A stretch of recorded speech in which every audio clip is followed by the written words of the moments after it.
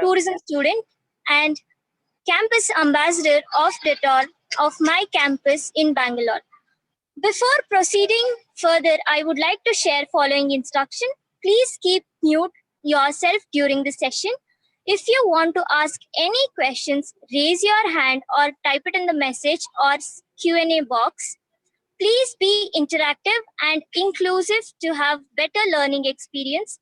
Please participate in poll and survey of webinar to make it more effective. Thank you.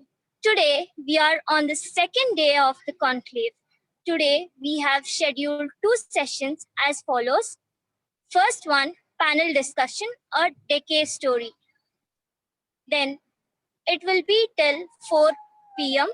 Tourism Student Development Program, SDP, that will be till 5 p.m. To begin the first session, I would like to call the following guests as a panelist. Dr. Saikit Chakraborty, Consultant of Tourism Development, founder of Rare Himalayas, brand new venture to promote folklore tourism based out of Kolkata. Dr. Syed has done Bachelor's of Science in Biology, MBA Tourism and PhD in Folklore Tourism. He is the visiting faculty at Swami Vivekananda Group of Institutions and has been associated with Department of Folklore at Karnataka Folklore University. He has more than 15 years of experience in the corporate and academic sectors. He has a keen interest in folk tourism and working continuously to promote this form of tourism through various initiatives. Mr. Farhad Motaharikei. So, Mr. Farhad Motaharikei, Manager of International Affairs, Mana International Institution, Child Tourism Network. He is based in Tehran, Iran. He has completed his PhD in teaching from Islamic Azad University. He has been associated as a language specialist at the Tehran University of Technology since 2010. He holds more than 20 years of experience in academic and business and tour guide. Mr. Pankaj Padmanabhan, he is the director. Mr. Pankaj Padmanabhan, he is the director of Four Seasons Travel and Tourism at Kathmandu, Nepal. He is the consultant of International Development Institution, Washington, USA. He has a keen interest to contribute to academics and he is the faculty at Ek Institution of Management. He is a charter president of Tourism Coastal Club and associate director of Roastmaster International. He holds a keen interest into the accessible tourism, inclusive tourism, and supported United Nations Sustainable Development Goals. Mr. Nitin Shastri, he is the director of Offbeat Destination based in Pune. He has more than 25 years of experience to handle tourism industry products. He develops and promotes patriotic tourism products. He has a keen interest in mentor and guides the younger generation to promote patriotic tourism and establish this new form as a stand-alone tourism industry product. Ramakrishnan Kongal, Assistant Professor in Indian Institution of Travel and Tourism Management, IITTM, Government of India, Gwalior, and pursuing Gwalior campus. He has done MBA in tourism from Pondicherry University and pursuing PhD from the same university. He holds strong understanding at the architecture of Indian monuments. At the last, I would like to call Mr. Vikas, founder and managing partner of DTORR India, who is the moderator of session, to begin the session. Over to you, Vikas.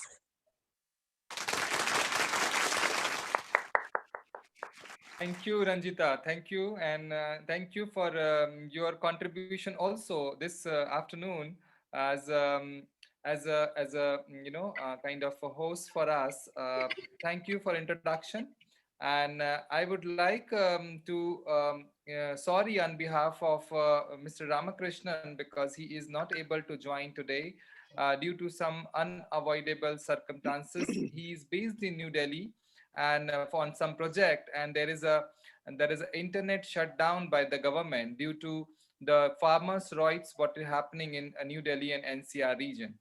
So we will add his part of the session later stage in the video form in our YouTube channel.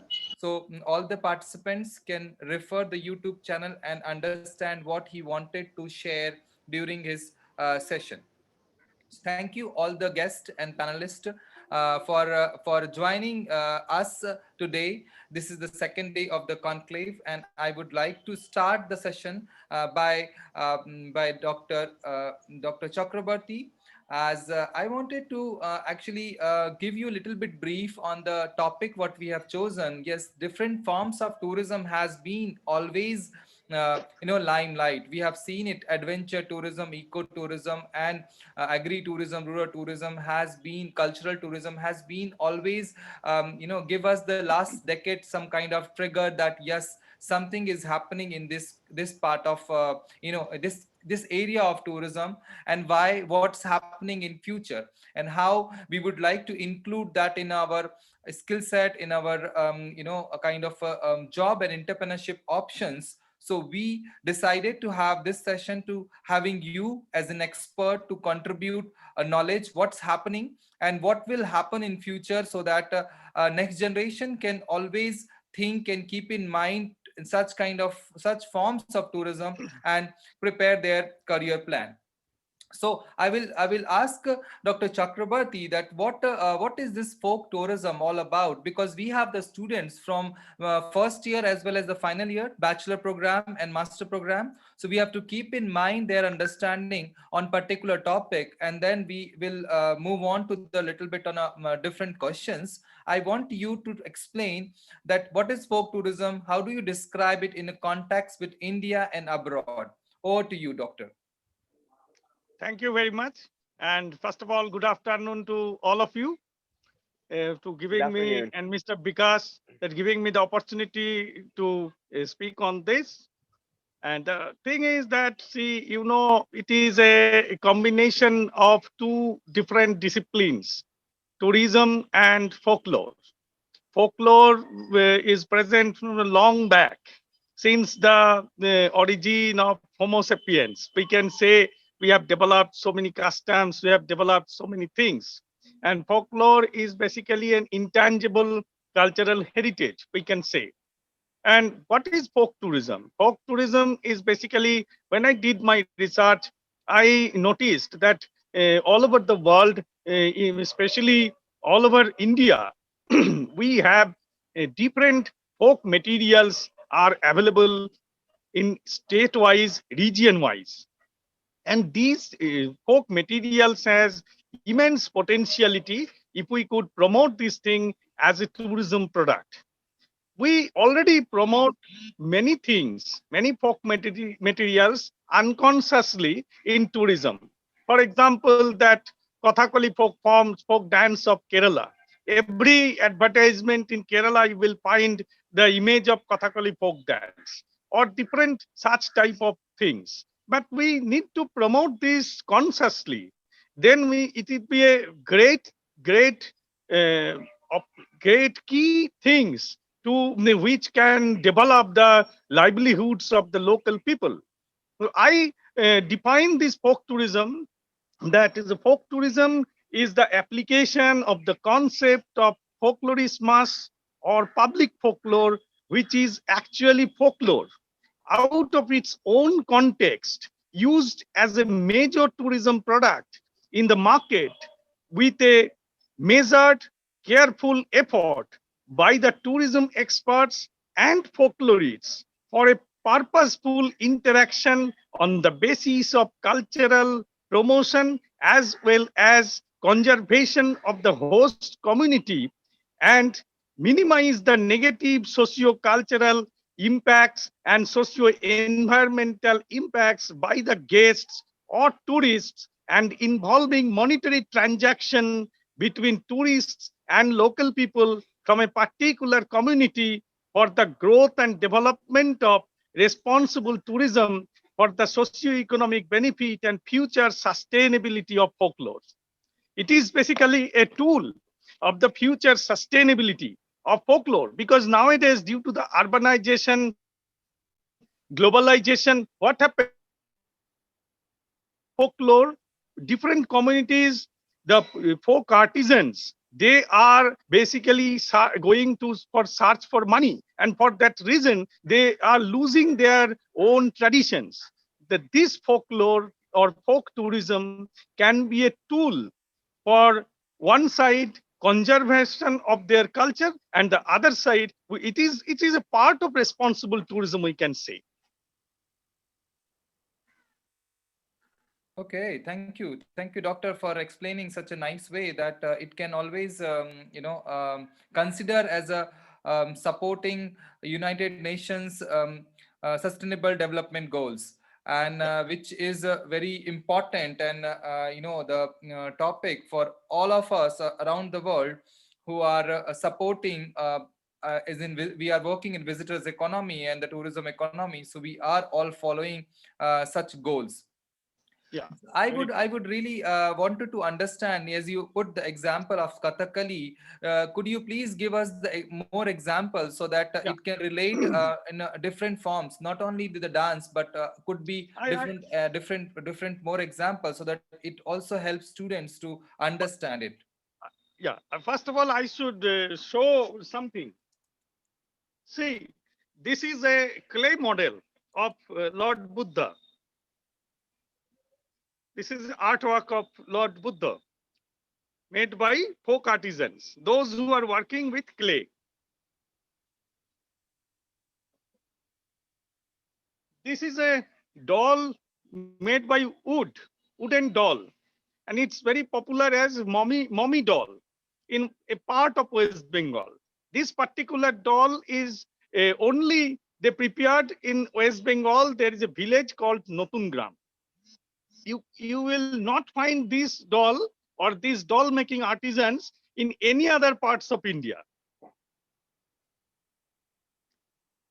This is another doll which is made by Dokra. Dokra is a metal. So there are n number of things. In case of folk materials, we have many folk songs forms. Different communities, they have their different rituals. We have many folk fairs. We can promote these different materials in a different way with our itineraries. And it is a great opportunity with the interaction of the local people and the guests. It could be a bridge between host and guest, and we always want this type of creation of this type of bridge. For example, I will show you one more example.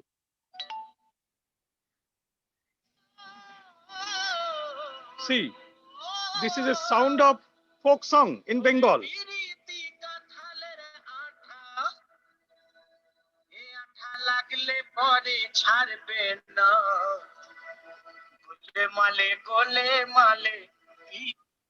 So this type of many things we have. And what I observed during the creation of itinerary, I have designed one itinerary based on in Bengal.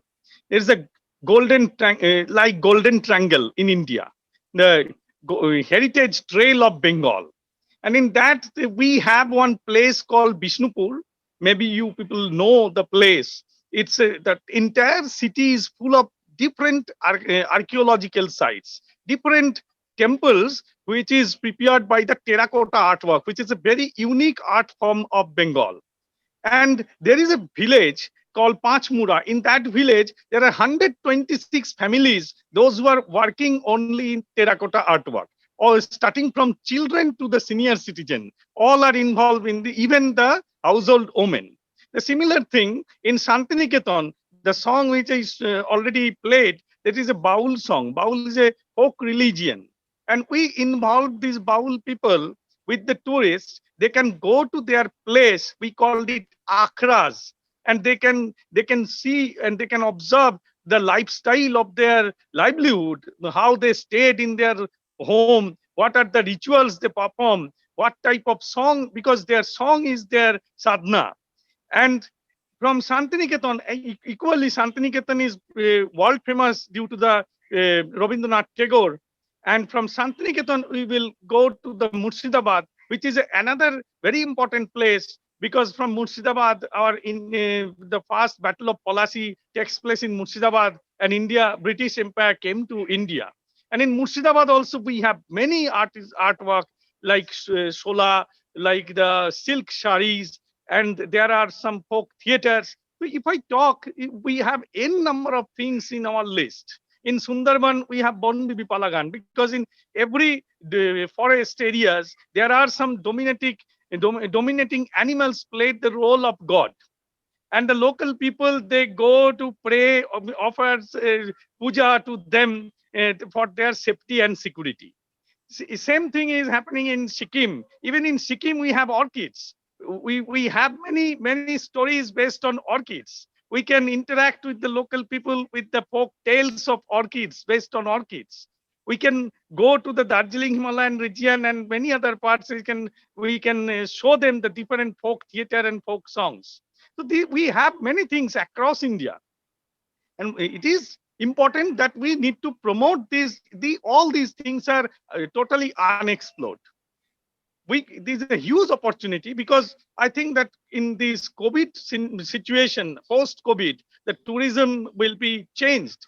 The people, they will travel more remote places, more upbeat places. They will like to take more authentic organic foods. They need more fresh air, and they with like to stay in a more nature based places. Thank you. Yes, that's indeed everyone. We all of us know that this is what changes we will observe, and these changes will be a good for industry, good for all of us, and the mother nature. I would like to add here a little bit more, as you said that dance and music. There are a lot of well-known festivals happening in India, which our participants and we all of us we definitely know, like Jaisalmer Desert Festival, then Khajuraho Dance Festival, Bihu Festival in Assam. You know Bihu it. festival Yes, in Nagaland. There are Hornbill Hornbill festival, Festival. Shanghai festival in Manipur, Exactly, Vishnupur Snake festival. There are n number of. We have exactly. a So big list. these festivals and these product is already there in the lot of itineraries, but they are lot to add, lot to organize, and lot to showcase. My next question would be that yes, what all need to work on a policy, popularity, or infrastructure in such form of tourism, which will help folk tourism as a standalone product in the market. So what do you suggest here? Because we see the gap. You agree with the gap, and you will definitely help to fulfill the gap somehow, whatever in your capacity. So we would like to know that, sir. See, we need to popularize this type of inclusions in the itinerary, but with a very positive manner. We need to, for example, in case of myself, I always, before taking any such type of bookings, I always try to share my knowledge about the place, about the people, about their culture, and all these things, that the guests, when they will go with the community, there will be no contradiction and there will be no conflict. We need to minimize the chances of conflict areas, number one. Number two, we need to search and we need to inculcate more such things, more such folk materials across the country and across the globe. And we need to list these things, and we need to convince the local artisans or the local people that this is their cultural heritage, because they need to take care of this, because there are many problems happening. The very few artisans are there, those who can design the mask of chow dance. There are very few artisans are there in Sikkim, those who are designing the mask dance of say monasteries. We need to inform them, we need to motivate them, and folk tourism is one of the tool by which we can motivate them that you do not go, or you do not leave your profession. You can earn money with the just addition of tourism. For example, the artisans village of Notungram, those who are working on the wooden doll, they are very needy, poor people. But we need to involve them in tourism. We need to add this Notungram as a day excursion product with the tourism itinerary with different tour operators. And also, government side, I think they should promote this thing. Proper marketing is important. Okay, yes, yes, you're right. And marketing needs to be done, motivation needs to be done, Yes. some inclusive approach needs to be done to so that a Inclusive lot of approach. Yes. organization can work with the artisan, local artisan, and give them the confidence that yes, they are there, some things are there for you, and tourism industry can contribute a lot for their development. We completely agree with that. What do you suggest for the employment or entrepreneurship opportunity in this sector? Do you see the younger generation can contribute through employment, or then can make their career in this form of tourism? This is a form of responsible tourism, we can say. And for that reason, the local youths, they can involve in this concept, and they can work as a local operator, because in most of these things happening in the very remote places of across the country, if we can involve these local youths or local people, they can work on this directly in tourism sector. Otherwise, we can involve these tourists, involve these artisans in this program. Then it would be great for them, because they can they only do their work. Only we will add this tourism with them, and it would be a great change for their lifestyle. Because 10 years back, no one will visit the remote village. There was a artisan who is making a doll. But if we can include this thing, or if we can include a folk dancers village, and we can show them tourists that what are the procedures they perform before performance, what are the ritualistic things are happening, then it would be a one side it is a motivation, other side it will involve with the monetary effect. For that reason, they will be more interested to continue this performance. I saw in Sundarban, there is a once upon a time that there is a very popular folk theater called Bon Bibi Palagan.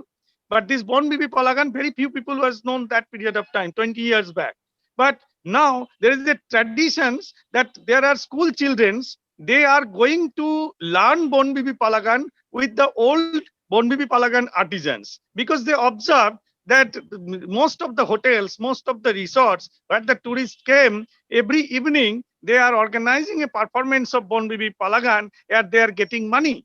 So it is a inspiration for them that yes, if we can continue this type of our traditions or folklore, it can be help us for giving opportunity of earnings. That's a very good point, and I think the good example is Delhi Hat. I don't know if you Yeah, all Delhi have Heart, yes. gone to Delhi Hat. Delhi Hat is a very excellent example to keep folklore tourism in very inclusive part of city tourism policy. So I really Even in Calcutta, sorry to interrupt, even in yes. Calcutta, we have different fairs we are organizing from the government side, that Sobola Mela, Sorola Mela, all these fairs, and they are basically encouraging all the folk artisans, they can sell their product in the metro cities.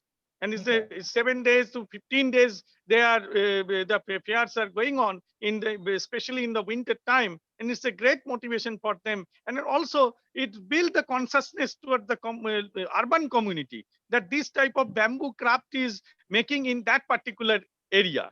So they Right. can go and collect this thing. They can go and interact with them. Right. Very good. So, just to add one more thought here to the students who are trying to look this as an option of a career or entrepreneurship, there are very few organized companies in India who are in particularly working in this sector. You might be you can Google it. There is I was checking and I was doing really research. I got only one company based in New Delhi. They are the one who are promoting folklore tourism as an organized company, or maybe international arrival they are handling with. So there are a lot to do and lot to work with the segment, and there are people who are there to support also. They are artisans across India. Every state or every 100 kilometer you have a new art in India. So there are a lot to do wherever you are from, whichever place you are from, you have things to do. So I think this is a great contribution to it will be the great contribution to the industry. And I thank you, doctor, for sharing your thoughts, and I'll come back to you at the end with some of the closing remarks. I'll move forward to Farad. Farad, welcome and namaste from India. And Thank you. yes, India and Iran, we are really having a good friendship in all the aspect, and we are working closely in many trade and other political relationship. I would like you to share your thought on children tourism, as you guys started or initiated this children tourism concept, or organized institute where you are promoting this form of tourism. Also, you are the affiliated member of UNWTO. What motivate you to focus on such a nice concept where you are not talking only children, you are talking whole family? So please explain your thought on it, Farad. Oh, thank you very much. I again say hello to everybody here. I am Farhad Motarikia, the manager of international affairs in Mana International Institute. It's my great honor today to take part in this panel of discussion and share some of my experience and the ideas that we are developing in our institute, Mana. I want to tell you a little about our institute. We are in 2018, our institute, Mana International Institute, was established. And in 2019, we became the affiliate member of UNWTO. The CEO, Chief Executive Officer of our institute is Mr. Puyaka Magami. And we try to focus on some weak points of tourism in the world. And we came across this idea that family and children, especially children, we focus on children, somehow are not receiving good facilities or good attention during the trip. So the idea of increasing the joy and the happiness and excitement of the trip for children was something that we started with, and UNWTO accepted our idea and accepted us as their affiliate member. We believe that majority of families, they travel with their children, but unfortunately children do not receive good service and facilities in the hotels or in the airlines. Because the focus of majority of the tours, or I mean these package holidays, are on families, are on adults, and somehow we can see that children are ignored. So we decided to focus on two major areas that maybe children are involved when they travel with their families. One of them is the hotel, and the second one is the airline. And we believe that most of the hotels in the world are not facilitated or are not adapted to the condition of children. Children are not somehow happy, or they don't enjoy their time during their trip with their families. Regarding the facilities in the hotel, regarding the behavior of the staff in the hotel.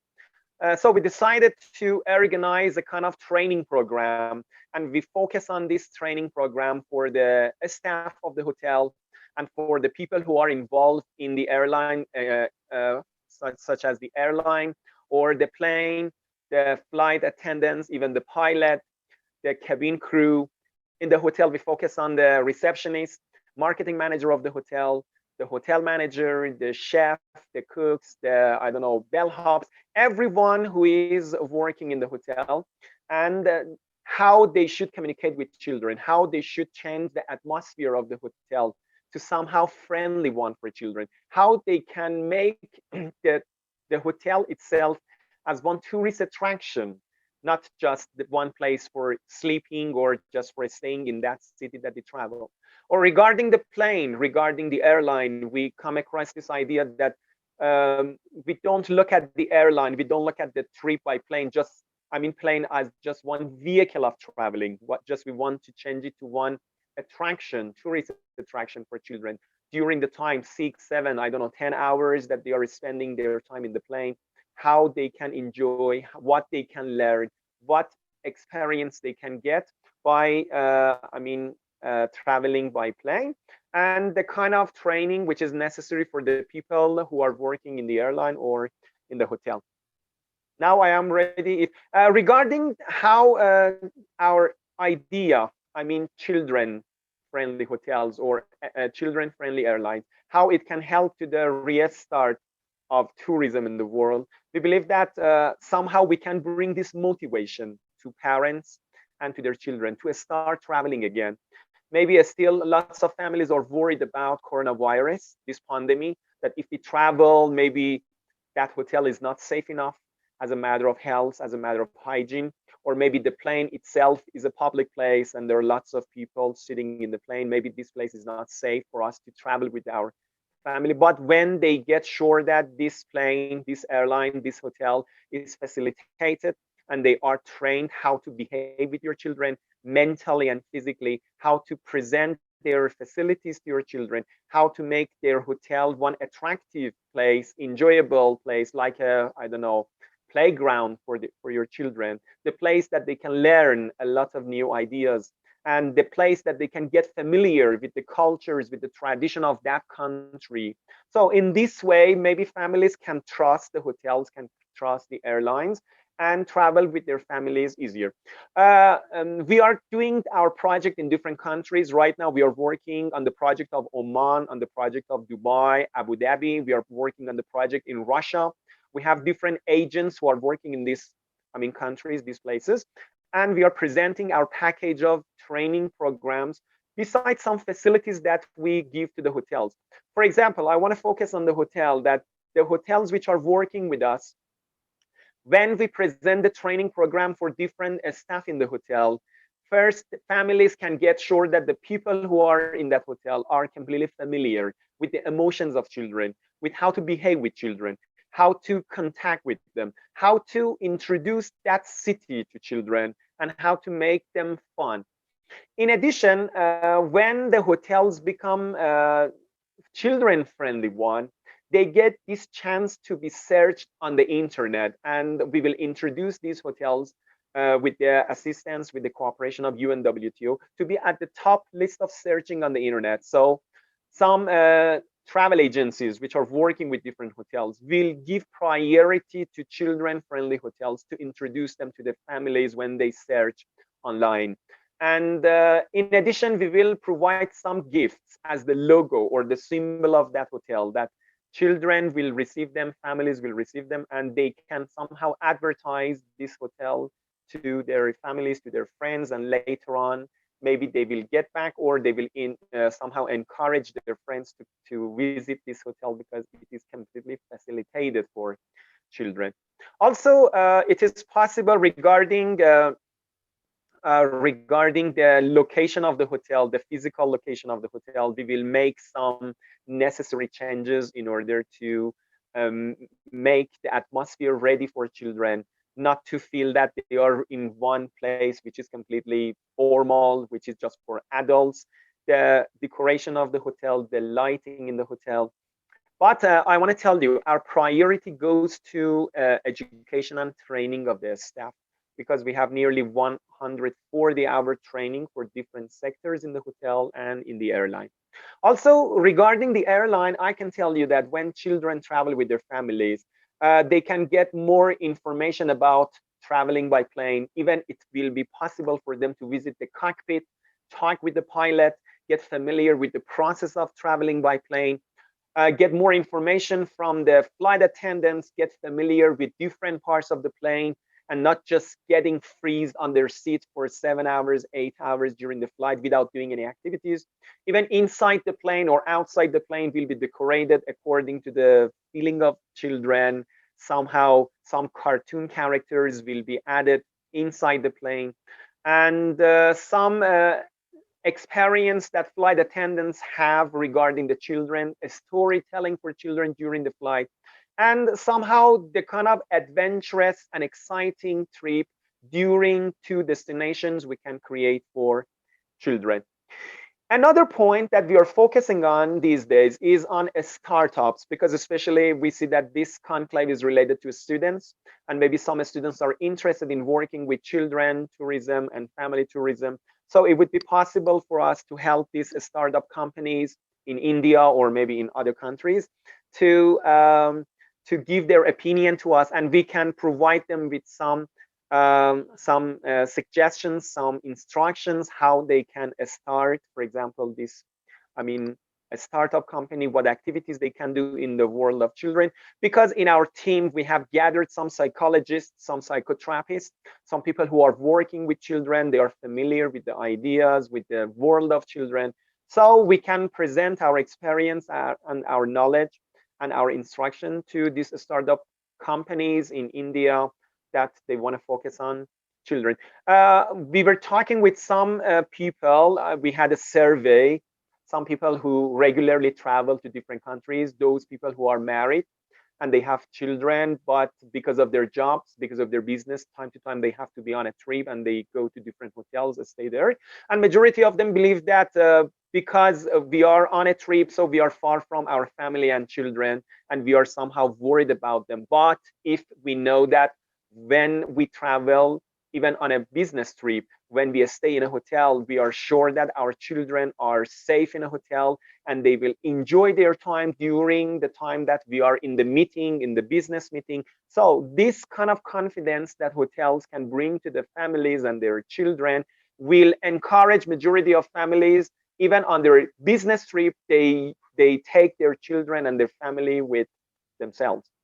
Sorry that I had a long introduction. Now, if you have any questions, I'm at your service here because. Yes. Thank you, Farad. Thank you. And it gave all of us an idea that how the childrens are important in the tourism industry. And we as travel, we don't really consider them when we are traveling. You know, we have a adult agenda first, that where we get good hotels or good view or, good beaches, sports or food. But definitely we all as a responsible traveler has to have a children also or family also in our mind.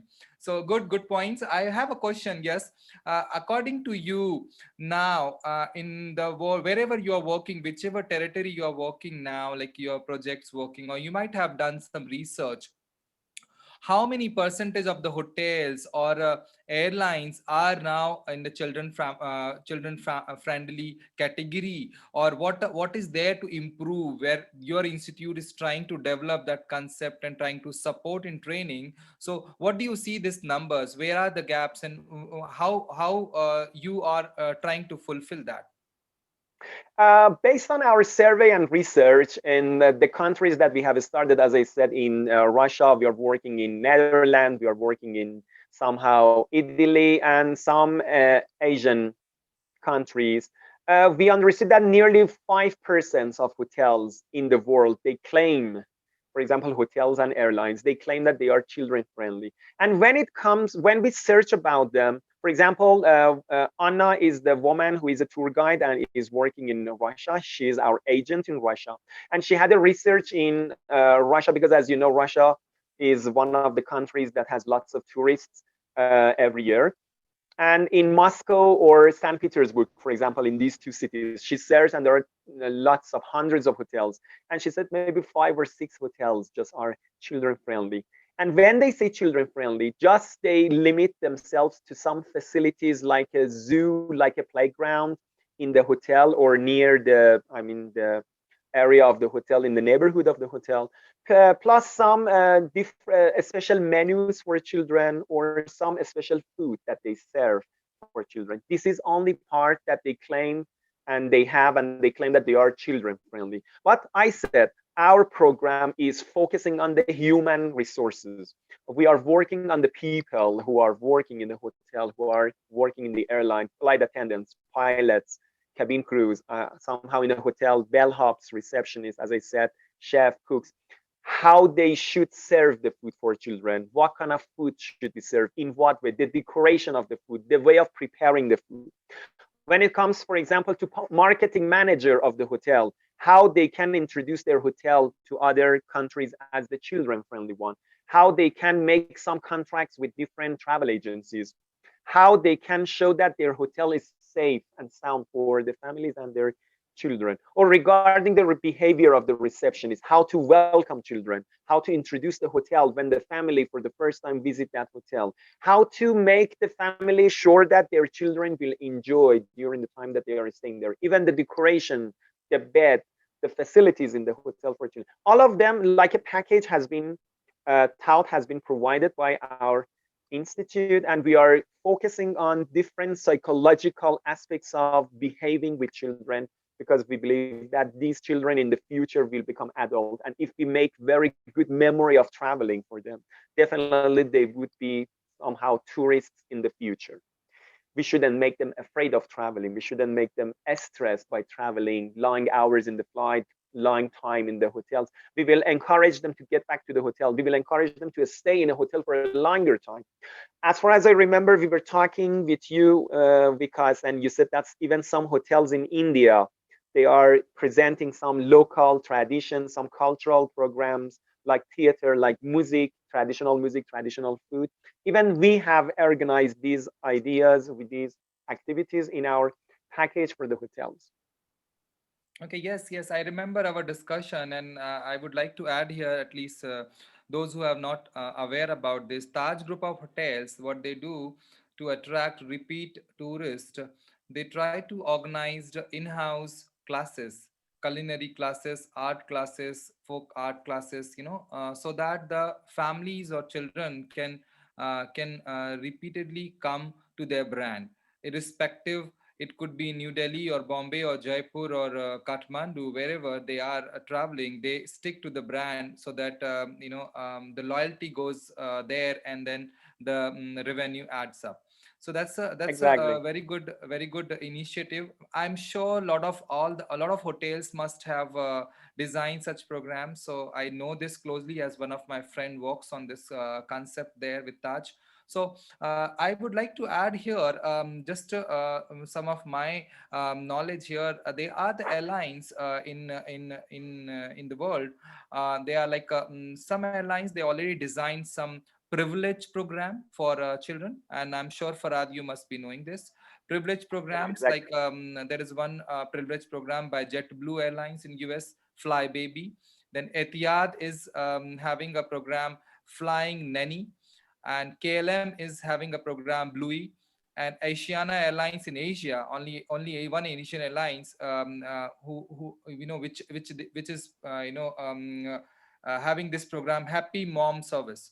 So such a programs always encourage kids or children to be on board, have entertainment, check-in counters, also movies, series, food, those friendly attitude in the airline, so they feel very happy, and then gifts and articles what they could get. Also, in Amsterdam, the airport has a junior jet launch. So the airport has a launch for children. So imagine the world is changing, and they are respecting our kids to really, and giving them the chance to have a greater experience. As you rightly said, they are the future client for them. The adult client for Exactly. them. So that's how the airlines or the companies are treating them well. So thank you, Farad, Exactly. for your You're nice introduction. Also, a lot of inputs where I'm sure those who have not heard this term before, and this is a completely eye-opening for all of us. And I'm thankful to you. You have accepted our invitation and joined. Thank I you. would It's like my to, yes, honor. thank you, Farad. Thank you. I really enjoyed. Thank you for everybody to listen to me. I hope everything that I presented has been useful. And if you have more questions later on, I'm available to answer your questions. Sure. Thank you I very will much. come back to you with the question, Farad. And thank you. Thank you. I would At your like service. to, yes, I would like to go to Mr. Pankaj from Kathmandu. Mr. Pankaj, yes, inclusive tourism or responsible tourism, we all are, you know, experiencing since few years, not very long. And some of the students or some of the practitioners also does not even know that what's happening in this segment. I would like you to give a brief on that what is this inclusive tourism? First of all, on very basic understanding, so that the students who are at the very early stage of the learning in the tourism education, they can really understand it. And how do you describe it in context with your country, because you are practicing such a form of tourism in your country? Well, over to you, Pankaj. Thank you, Vikas, and awesome team of DTORR and fellow panelists, all the attendees. Namaste from Kathmandu. What is inclusive tourism? But before that, let me also ask you what comes in your mind when you see a wheelchair. Had you asked me this question 7 years ago, my answer would be someone in the hospital or someone who is not really very excited about life, struggling, or with a bit of sympathy. But today, my perception of person on wheelchair has completely changed. Why? Because it is not something I was naive of, and it was lack of understanding. So connecting the dots, Nepal, what comes in your mind? Mount Everest, or the mountains which are above 8,000 meters. We have 8 mountains, so the entire Himalayan range. Generally speaking, people think that to go to Nepal and to trek in Nepal, you have to be extremely fit, an adventure seeker, allocentric traveler. It is not so psychocentric, or someone who does not want any sort of adventure. So, pitching Nepal for a completely new segment for people with disabilities, be it physical disabilities who are on wheelchairs, with prosthetic legs, or blind, visually impaired, or cognitive disabilities, autism, PTSD. It was a daunting task. And to be honest, when I shared this idea with some of my friends and mentors, that was back in 2013, they said, "Have you gone crazy, Pankaj?" Well, we've not been able to cater to normal clients. Back then, we did have some political challenges. The country was transiting from, constituency democracy to Republican. And you're thinking of bringing people who are on wheelchair. You are a good daydreamer. But I did continue to dream, and it is now reality. Now you have picked us because we've been working, and it has only been 2013 when I met my mentor in California in one of the trips to US for regular marketing. But I thought, like, what can we do differently? People know about Nepal mountain, and that very mountain has been a barrier to many people who are retired, who are old, who are not physically super active, and they think Nepal is not for them. As Dr. Saket mentioned, India or West Bengal, Sikkim, we have tons of cultural attraction. Kathmandu Valley only has got 7 UNESCO heritage sites within the radius of 20 kilometers. Can you imagine? But people only think of Mount Everest and the mountains, and that's perhaps is one of the not very efficient way of marketing, because we always saw mountain first, and that very mountain has become sort of barrier. So changing the perception of Nepal, that Nepal is good for all. And when I met my mentor, Dr. Scott Rains, let me just, I hope you can see the, was the screen share right? Please confirm. So I'll quickly run you through Scott Rains. He was an activist, and he was actively involved when US got ADA, American Disability Act, and that was not too long ago. That was only in 1990. So you can imagine, even in the US, for people with disabilities, they got their right after capturing Capitol, not the way the last president left the presidential palace the way, but back then the people with disabilities had to go and capture Capitol, and after that they were given. So Scott was one of the key activists. So I met him in California. I knew that he was working for accessible tourism for people with disabilities, but I didn't know, to be precise, that he himself was on a wheelchair. So to my surprise, he came, he drove himself, got out of the car exactly at the given time, and he also bring along a tour operator in the Bay Area in San Francisco.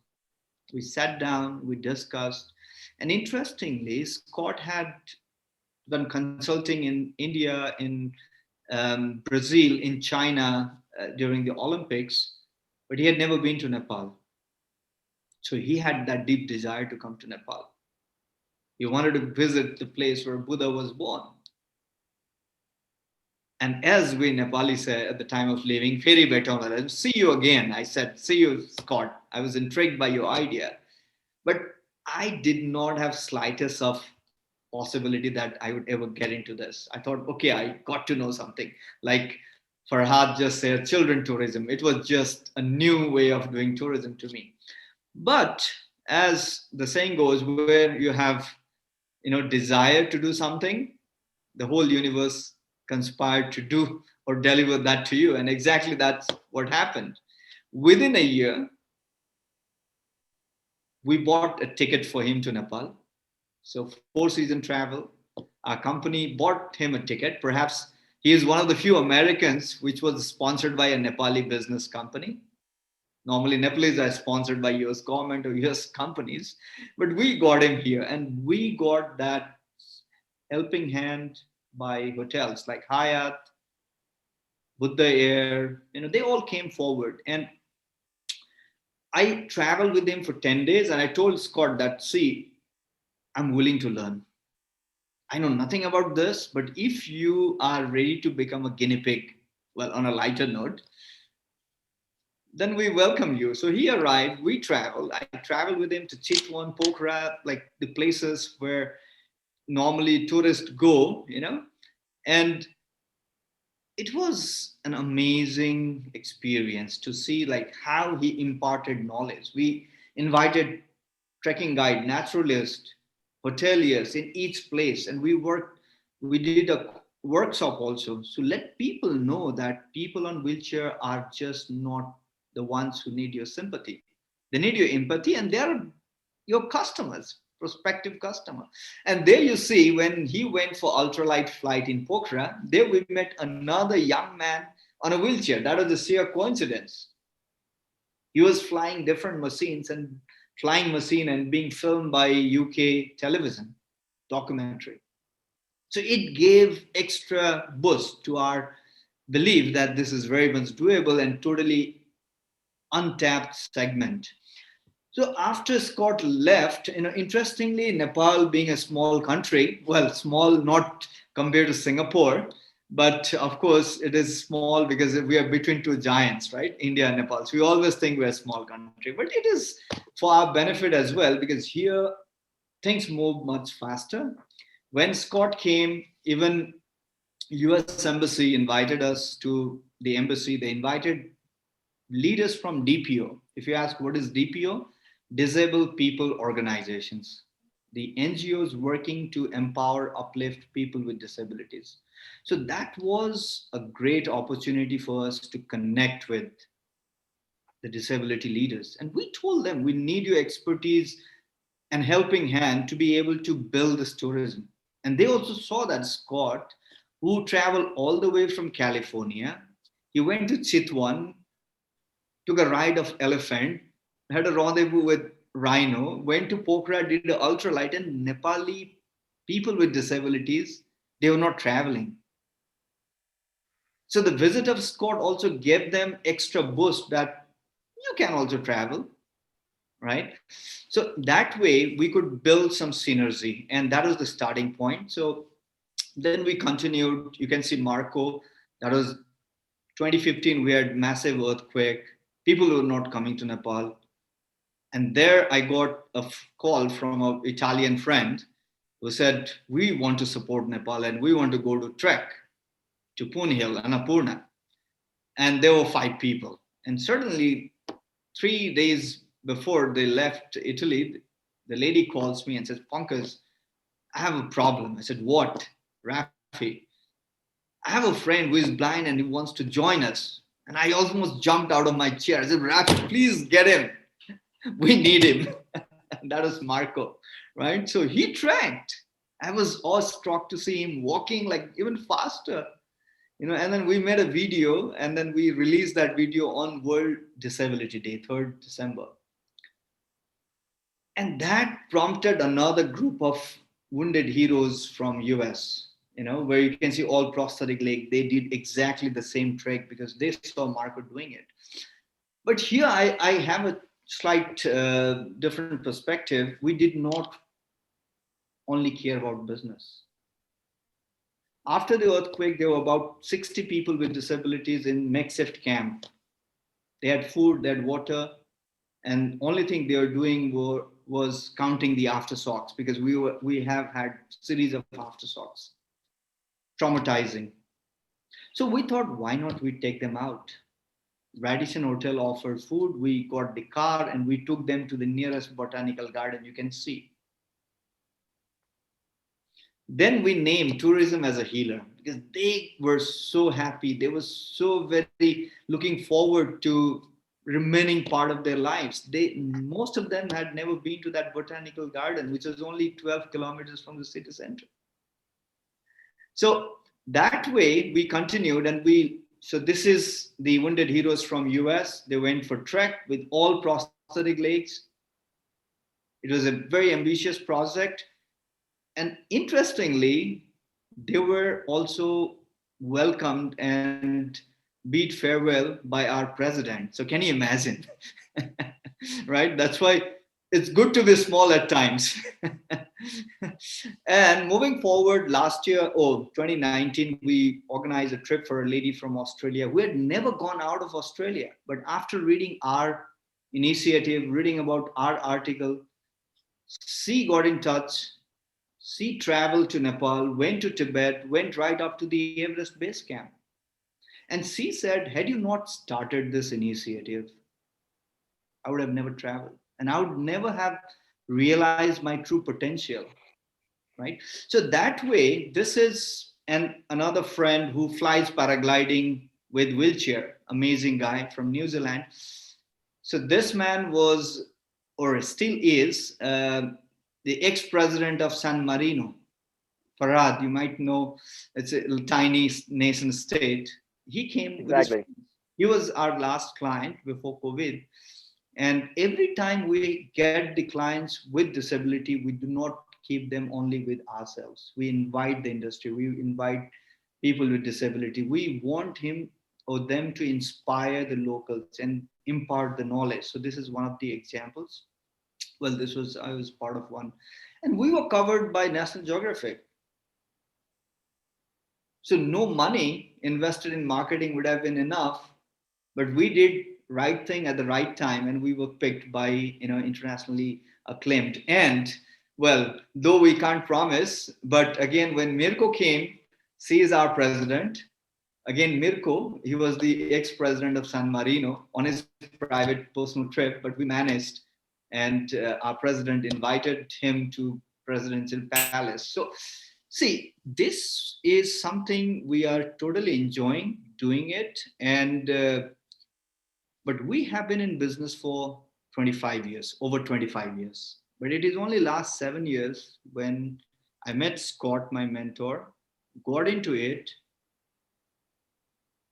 We felt so very empowered because we were changing lives, we were instilling hope, and it was an enabler. So it is not only a responsible way of organizing trip, but it's also empowering local, creating opportunities. Now hotels are building rooms, accessible rooms, ramp, and as Farad said, it is not only for people with disability. That's why we call it inclusive tourism. It does not discriminate, it does not exclude anyone based on their ability, caste, creed. So it is good for senior citizens who are slow walkers, and the number is growing, life expectancy is growing. Our knowledge and expertise to cater people with disabilities have become a great advantage to cater people who are in 70s, 80s, or a very young family with kids, because that needs a lot of patience. And so the ramps is not only good for wheelchair ramps, also good for a young couple pushing the cart. So it is for all. I hope I could shed some light, Vikas. Yes, it's like a bigger light. Like we got really amazed to see the work experience what you had. Also, how well you are contributing to the industry, and which is very much inspiring. I have a question. I know you have covered some of my points which I wanted to ask before, but yes, kind of a sustainability aspect you are keeping in mind, so that you are there as in UNWTO sustainable goals. You are supporting few of them, so that's like you are connecting with the community. You are trying to include those people, not only the disability, aging population, wheelchair, pram, uh, hearing and vision impairment. Then people are, some of the country also identified disability people who speak English as a second language. Can you believe it? They consider them as a disabled people because they speak English as a second language. When they are traveling, that's a bigger problem for them in the new country. And then same time the LGBT community. So they are the community, the people who are definitely could be they could be a part of whole this initiative. The question to you is, how and what is there now, and what is to promote this form of tourism in future? How the mainstream focus can be on this tourism for the younger generation to prepare their career plan and entrepreneurship options? What do you suggest to them? If they think then they could be like you, or they could be different than others, what kind of work, what kind of a career plan and entrepreneurship options you will suggest, Pankaj? Thank you, Vikas. A very pertinent question. Uh, Initially, when I got into this, was just to have another segment of business, right? And but I could not realize that what we could not earn in last 2 decades, this inclusive tourism gave us visibility. It made us look good. We also did good, um, and it was a good way. It was not an easy task, but it was the right task to do, for the very simple reason that tourism gave us and made us who we are today. So it is also up to us to give back. However, we are not doing any charity and we're not an NGO. That's what I clearly mentioned time and again, because at some point in time we appeared to be an NGO or activist, because I was going to different hotels and persuading them to, make the ramp or make the rooms with accessibility.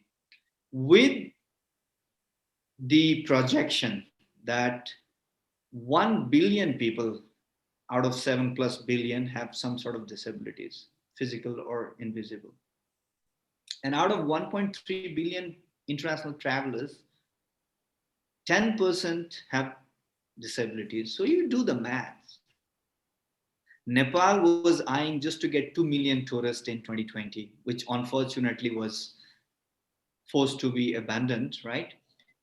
But if you look at the global community, and very interesting point is, I showed you the picture of Julie or Mirko and various friends who came as a traveler and they turn into friends. In the Western society, the person with disabilities get a lot of attention and care by the state, right? So when Julie came, she had 2 attendants. So for one person, there were 3 rooms. She stayed here for almost a month. For the hotel, that was 90 room nights business, right? So I told hoteliers, see, you need to invest not because you are trying to sympathize them, don't do that. It has a business opportunity, what is untapped, right? So that way, for the young generation, see, I didn't know that not knowing English, yeah, of course, it hurts. But now the apps and all this technology, I think it has solved the purpose. But for youngster, it is an opportunity because the aging population is growing. So this niche or experiential tourism still will have competitive edge, and we need to hone that competitive advantage because technology is going to take away major chunk of business, no doubt. If you are a tour operator or service provider, even for hotels, you're competing with Airbnb or those cloud-based accommodation provider. So technology has literally affected every segment of business. However, the challenge is how do we foresee and solve the problems, the positive way, the challenges, and catering to this segment. And post COVID, I think it is not only safety, but the confidence. And you make them feel that you're still young, you can still travel, and you should not stop yourself.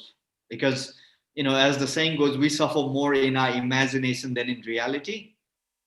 I've realized that these people with disabilities, only thing that is holding them back is the very mindset that they think they are not ready to travel. And when Julie came, when Marco came, when Mirko came, now a lot of people, even in this COVID time, I'm getting equally good number of inquiry from people with disabilities because they want to get out, explore, and really challenge themselves. So the young people, I think only your imagination or innovation can stop you or take you to next level. So keep innovating.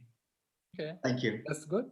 I think Pankaj gave a good hint on some numbers. I would add some numbers, Pankaj, here. I was researching on India, what we are having and what kind of opportunities we can grab into. India has a 20% blind population in the world. So contribution, we have a 20%, we have a 2.2% population with disabilities, 268 crores people with disability in India, and 173 million people will be older, more than 60 years by 2026.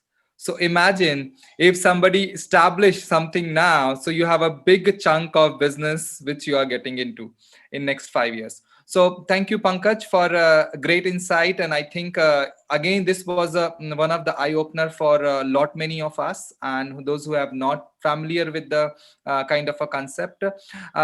Yes, I would like to go. If you allow me, I'll show you a Yes, prop. yes, Pankaj. Yeah, this is nice. Something that goes along with the wheelchair, and it takes you to the mountain, even the trekking. The wheelchair turns into a kind of a mountain bike. Oh, This that's is one of the adaptive technology, but there are many. So it is we are blessed with technology. I think perhaps we are living in the most exciting times now. Right. We are fortunate to have this, see this all changes and good changes for the future. So thank you, Pankaj. Thank you. I'll come back to you with the last point later. So I would like to go with Mr. Nitin. I'm sorry, sir, I'm keeping you really delay because we are having a time, but yes, we will go. Please share this patriotic tourism concept. It would be nice to understand in context with India and abroad, because you have been, you know this patriotic tourism as in concept you have been studying, you have been practicing. We would like to know first the basic, and then we go with the further questions, sir. Over to you, Nitin sir.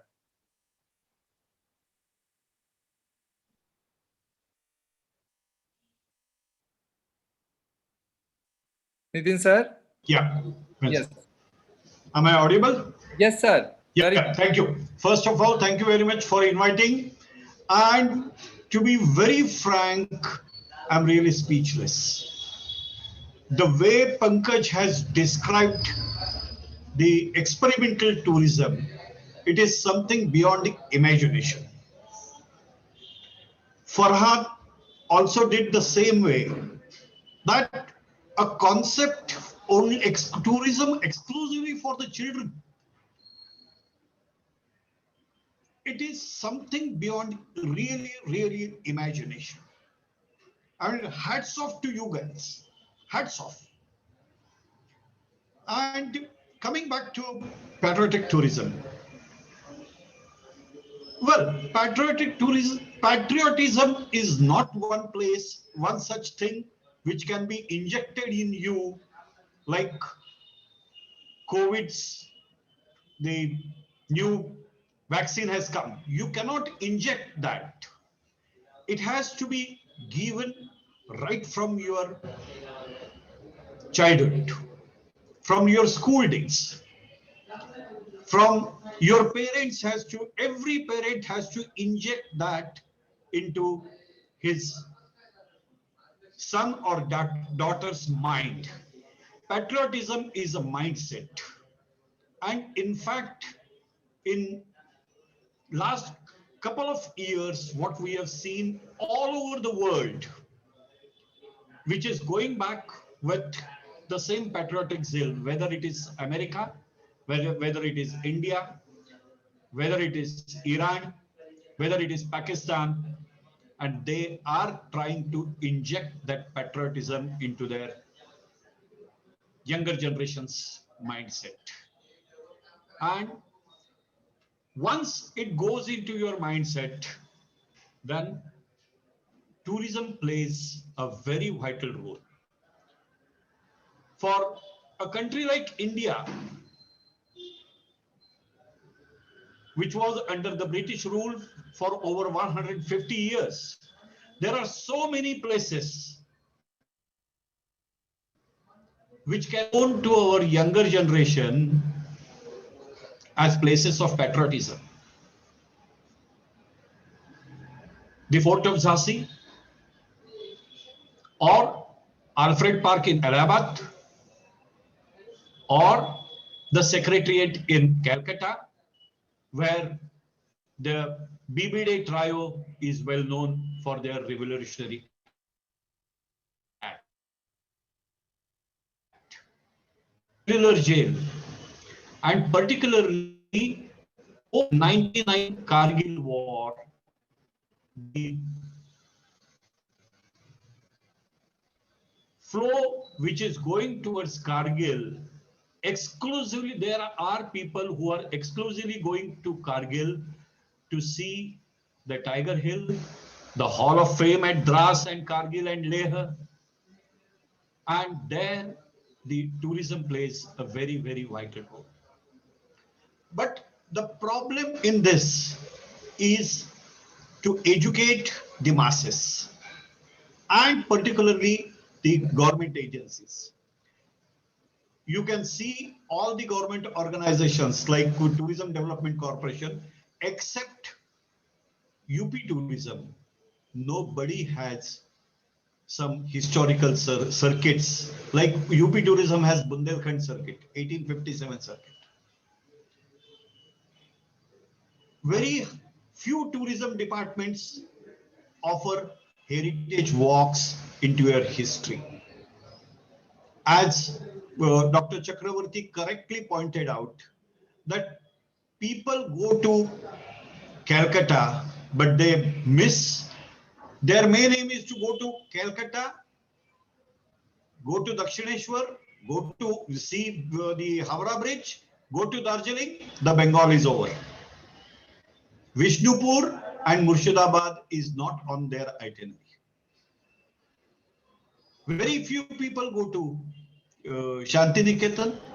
See, basically, these kind of tourism, whether it is folklore tourism or the children tourism or patriotic tourism, it protects your history, it protects your culture, and cherish you with the new knowledge of the then society and the other part of the country. There is a lot of potential in this.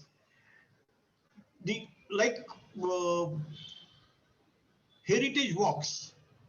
One of my friend in Calcutta, he is also Chakrabarti.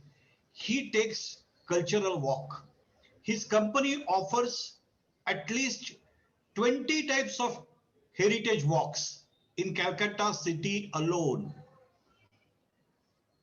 Take for instance Pratik Hira from Lucknow, who takes you to the trail of 1857 heritage walk for 2 days. And there is a lot of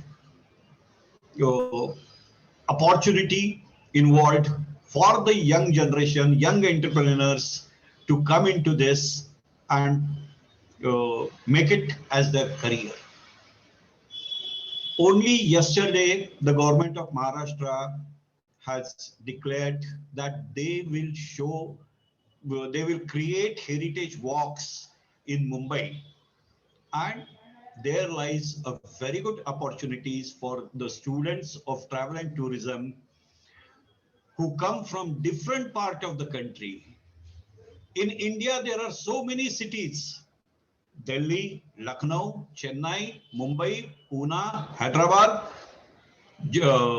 Srinagar, who are as old as almost 700 years. And I think that is the opportunity for our younger generation.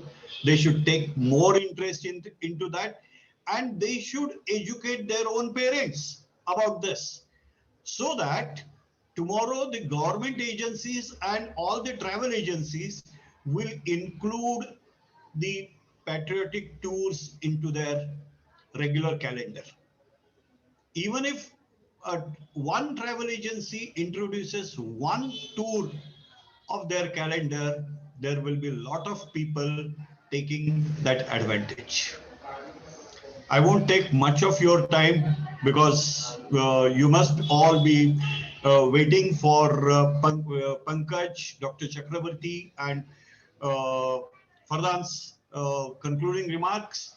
So I won't take much of your time, but you should also see to it that in a country like India, the societies from Western world has already created those kind of tours. Particularly in Europe, in Russia, and in Japan, such tours are easily available. They are not available into Southeast Asia, they are not available in Central Asia, they are not available in Middle East Asia and in India. We need to introduce those tours, whether they are profitable or whether they are not profitable. Profits might come after few years, but we must give a try to these sectors so that it is for tomorrow's generation we are doing it. Thank you very much. Thank you, sir. Thank you for really the insightful, knowledge what you have given on the patriotic tourism, which again the new for all of us. And the way you have described, as in, it shows definitely your vast experience in the field.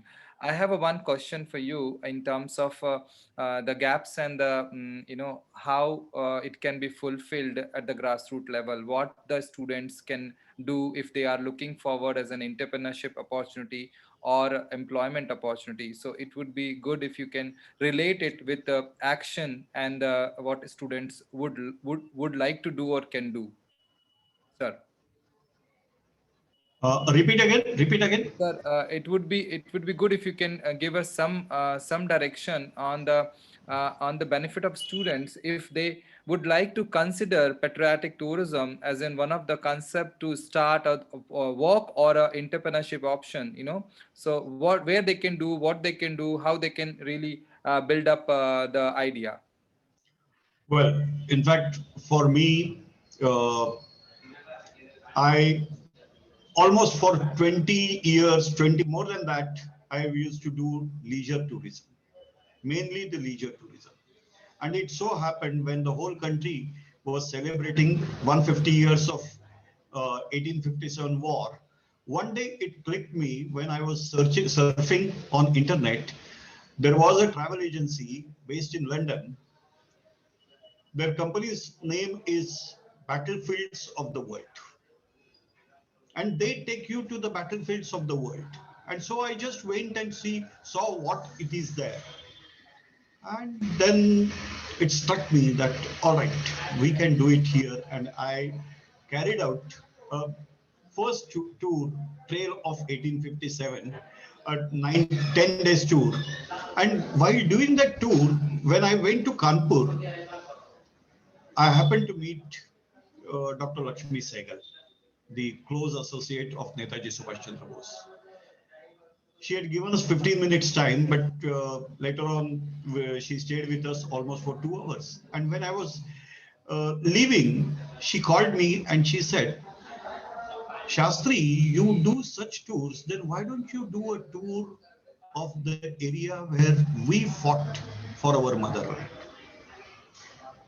And then I did a tour to Burma. See, you have to know the knowledge of your own area, your own country, and then you can then other things becomes really very easy. So there are so many places in our country which need to do certain work on it. Like I'll tell you, very recently, only 2 years back, we celebrated the centenary of Baga Jatin. But if you happen to go to Balasore in Odisha, the memorial there is really pathetic. Or Kanpur, there is a Shahid Park. The condition is really pathetic. But for certain cases, you can ignore it, and carry on that. I don't know really how many people will come to this. But if the young generation really takes, today they take part in trekking, hitchhiking, going to mountains. This is the same way you have to do it. You have to keep trying, keep trying, keep trying. And only after that, a success will follow. I mean, I tell you, I did this, if you can see this, the last year, when the whole India was celebrating 75 years of Azad Hind Yatra, Azad Hind Fauj, I tried to educate our masses. Only 5 people turned up. But we carried on that and we did that. So this is absolutely a new concept for the parenthood. And so success ratio would be very minimum, I would say. But that doesn't mean that you should give up and go to leisure destinations and MICE tourism and wedding planning.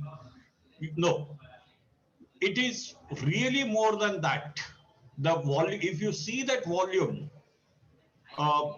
it's really a big volume lies over there. What is the requirement is to educate our own masses. That is it. Thank you. Thank you. Yes, yeah, it makes sense to really cater the mass. And as we know, India population and the interest of people from all region, all types of life, the travel is becoming a part of lifestyle. And then they can choose any form of tourism to just add some value in their lifestyle. So thank you, Mr. Shastri, and it was a great having you. I have two questions from the audience. First question I will ask Farad. Farad, what is the age group you focus on when you say children? Means your concept for the children. What is the age group? Farad, you have to unmute yourself. Okay, can you hear me now? Yes, Farad. Yes. In our concept, we consider children between the age of 7 to 12, because over 12 we call them teenagers, and the story is completely different. But our focus goes on to children from between 5, 6 to up to 12 years old. We consider them as children. Okay, so it's like 5 to 12 years. Yes. You have this as in your business case, or you're developing it. Thank you for that. You're welcome. I hope this question has been answered. I have a question for Pankaj. That Pankaj, what is your advice for someone who would like to start up with inclusive tourism? Any tips and advice? Any form of any more business ideas or cases you can share to the students or people who would like to plan a startup? Well, I would say first get into the water. It's like learning swimming, right? So learn the basics of tourism as you have been going through the basics as a student of tourism. For inclusive tourism, I don't think you need extra or additional um, learning. Well, yes, there are quite a few online courses. Even UNWTO offers an ENET, European Network of Accessible Tourism. I'll write down in the chat, offers some courses. However, my advice to you would be go around, talk to people. As Vikas mentioned, that the number of people with disabilities in India is over 2.5 crore.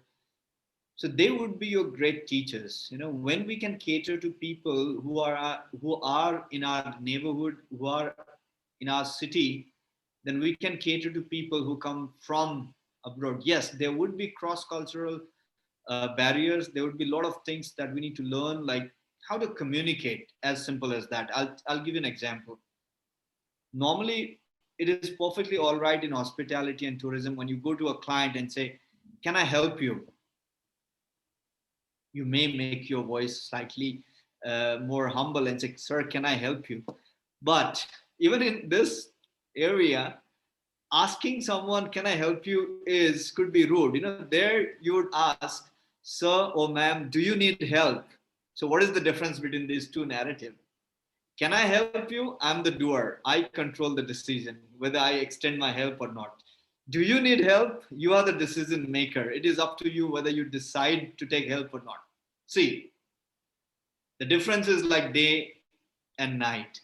So these things will come learning by doing. But India has enormous potential, and I know few friends who completely from corporate background got into tourism as a tour operator based in Delhi. There's a wonderful lady or girl called Neha Arora. You might have Planet Enable. Yeah, Planet Enable. Planet Able, right? She has done phenomenal job because her parents are person with disabilities, so that prompted her. That was her motivation to quit her corporate job and start a tour operating company. I think she has turned 3 or 4 years now, and she's doing amazing.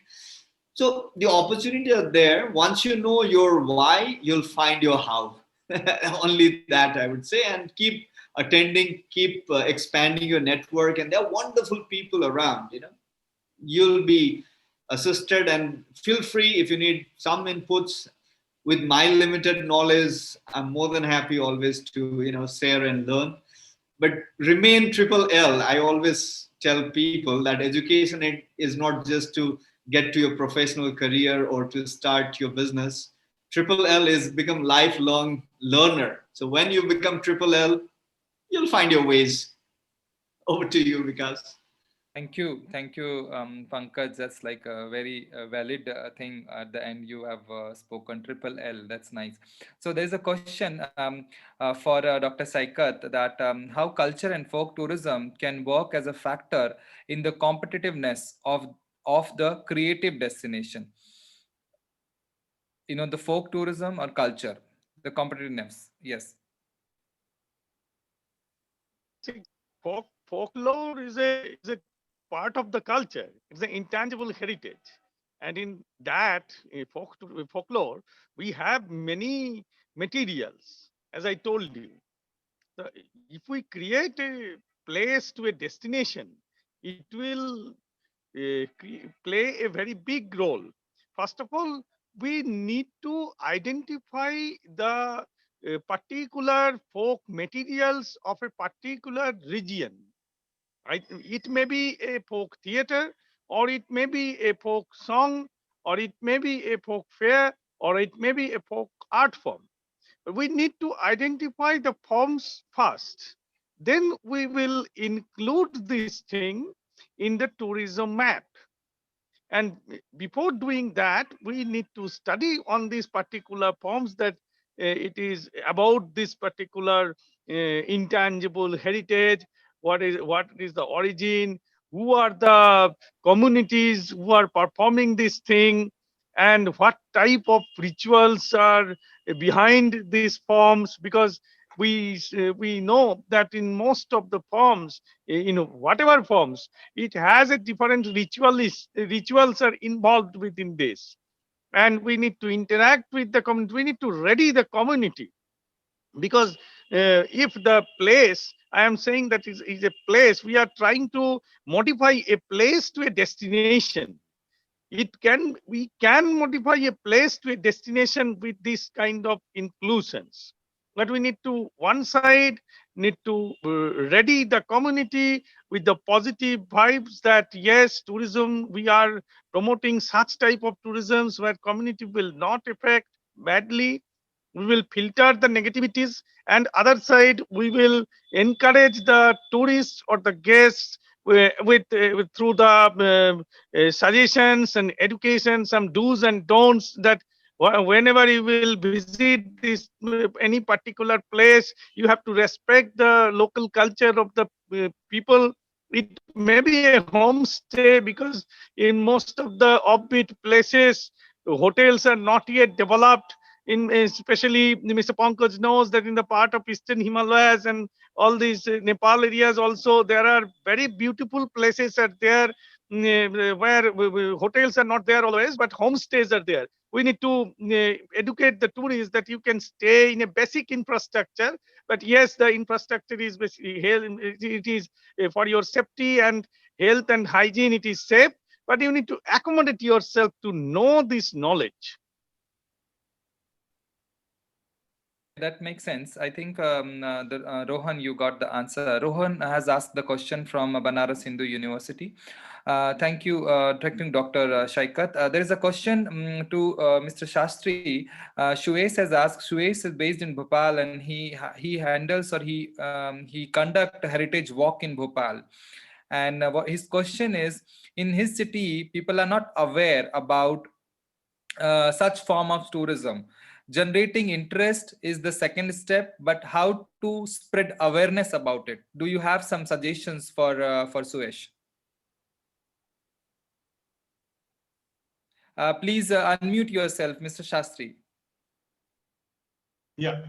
Suyash, you are from such a beautiful city which has got a fantastic history. I would advise you get in touch with the travel associations out of Madhya Pradesh. The Travel Agents Association in Delhi, Travel Agent Association in Mumbai, and Travel Agent Association in Ahmedabad and Calcutta. inform about the heritage walk, what you conduct over there, and tell them that whenever your next group arrives here in Bhopal, you give me 3 hours and I'll show them Bhopal practically a different way. Don't rely on people of Bhopal. In Marathi, there is one proverb. The meaning of that is you cannot sell where you grow the crop. So don't try to go and teach people in Bhopal what is their heritage. You show that heritage to the people who are coming to Madhya Pradesh, who from Bhopal who are moving towards Sanchi, people who are moving towards Bhojpur, people who are moving towards Sagar and Bidisha. Show them your city and they will be more eager and they will be more happy to learn it from you. Best of luck. Do send me your contact. I will send you the Pune Travel Agent Association's contact numbers and the list of all the travel agents based in Pune. Send them email, and I'm pretty sure this summer you will have at least 2 or 3 groups. Best of luck. Thank you, Mr. Sastry, and thank you, Suesh, for asking question. You got the business now, so that's a good thing that you're getting a business from Pune now. So great. There is a last question I would like to ask Pankaj. Pankaj, I don't know. Someone asked, what are the tour packages for LGBTQ community, and what is the current trend for them in tourism? I don't know if it's related to your knowledge, but if you can answer it.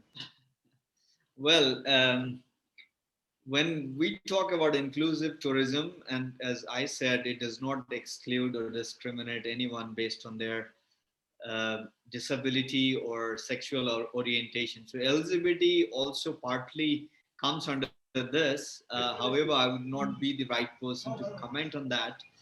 So far, Nepal is concerned, Nepal, our constitution has been very progressive, and Nepal was one of the first countries that identified the third gender, even in passport. And we did have some, gay and lesbian couples coming to Kathmandu and getting married, or so the community or the society for that matter has been pretty liberal. So yes, we do have few associations in Nepal, and then their pride march and all that do take place. So I think the world should take that community as a,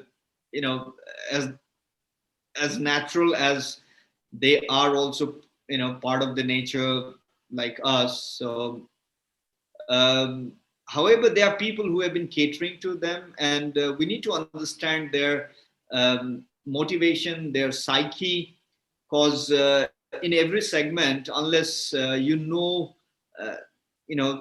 their inner motivation to travel and the way we communicate, as simple as I gave the example of, can I help you and do you need the help, would be totally different meaning, right? So in that community also, you need to really dig down deeper, understand their behavior, etiquettes, and then only one should get into that. So perhaps I would not be the right person for that at this point in time. But more and more destinations are opening up, and they are becoming more friendly in this part of the world, I believe.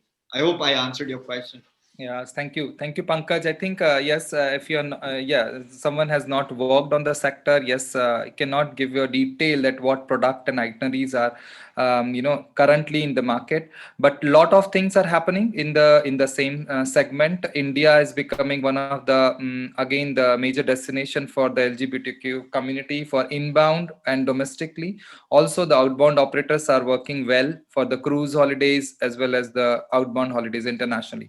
So yes, if you can Google and you can check lot many options and lot many informations are available. So thank you. I will not take much of the time for you guys. I think we are almost 40 minutes ahead of our schedule. Thank you for joining us, all of us today, and it was really pleasure for understanding every bit of the concept, and I'm sure all the students or the professionals or academicians who have joined, they enjoy the session, and you all are there in the community where we help each other and we work on a very collaborative approach. So thank you for joining us, and we look forward to have you in future. Thank you. Thank you very much. Wish you the best, Thank you, all of everybody. you. Thank you. Thank you all. Have a Namaskar. really Thank good you, time. Vikas. Thank you, Thank you. everyone. Goodbye. It was very insightful. Goodbye. Bye-bye. Namaste. Bye-bye.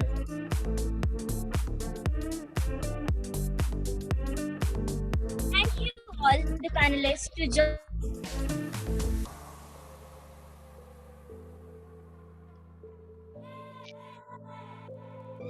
Ranjita, please unmute yourself.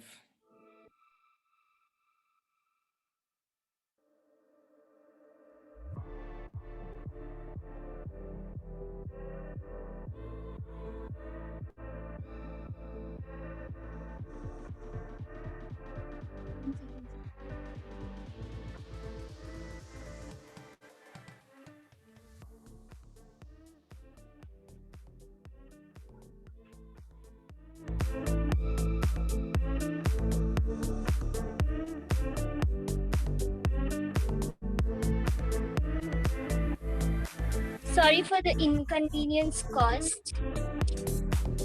Thank you for all the panelists to join us today and share their great experience with all of us. We are the tourism students and we look forward to have continuous learning to different forms. One of these is listening to you and your experiences. Thank you, sir. On behalf of tourism students, all the participants and academic institution, we would like to thank you once again for joining us. Thank you, Mr. Vikas, for moderating the session. To continue our next session, I would like to call upon Mr. Ashwini Bhatti, founder, founder of the Horse King and junior ambassador at World Food Travel Association.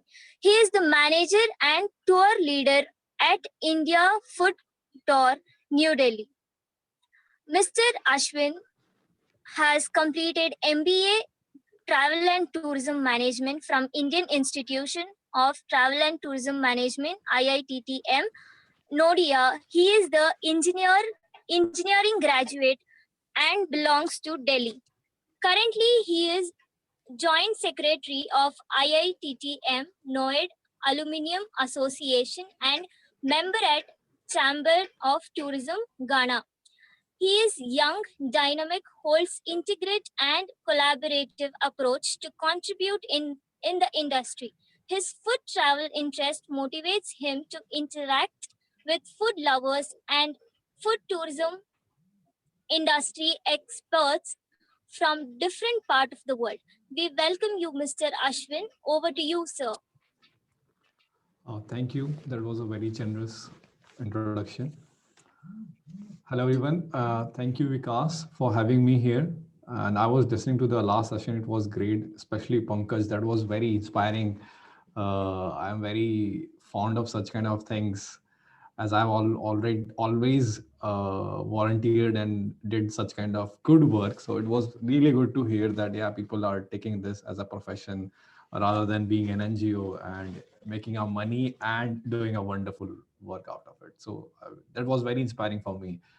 And so I would like this session to be a more interactive. So I requested Vikas to allow people to turn on their cameras during the session. So should I start sharing?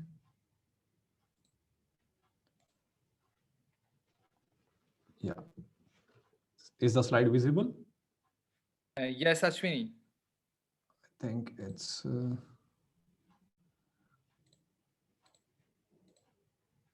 which one is that? Let me just check.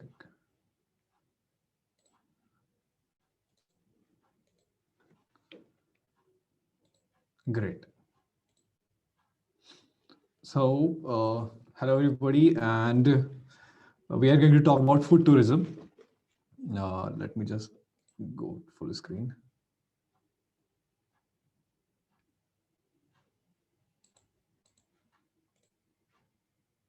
I'm sorry, I can't go full screen, so just figuring that out. I think Ashwini, we can see you on a full screen. Oh no, in the my You are in the, okay. my side, yeah, my side. Okay.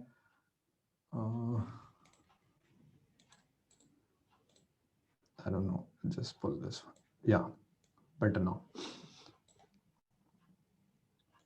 So let's begin then. Welcome. And as we are from India, we begin everything by worshipping God. So this is Buddha. I hope everybody can see him.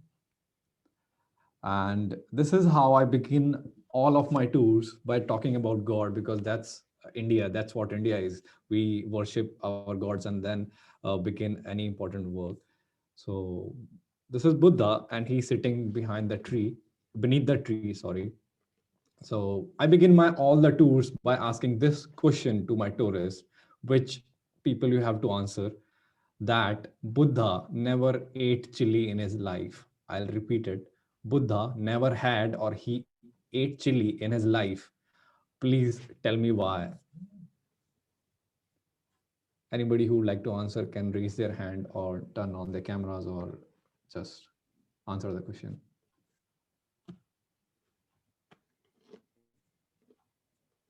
Maybe he didn't like oh, non-violence. I mean, Yeah, violence. that's a good thought, but that is not the answer. Anybody else wants to try? We can be stupid, and I believe that being stupid once in a while or once during the day is a good thing to do. So please, guys, don't be afraid or don't be ashamed of anything.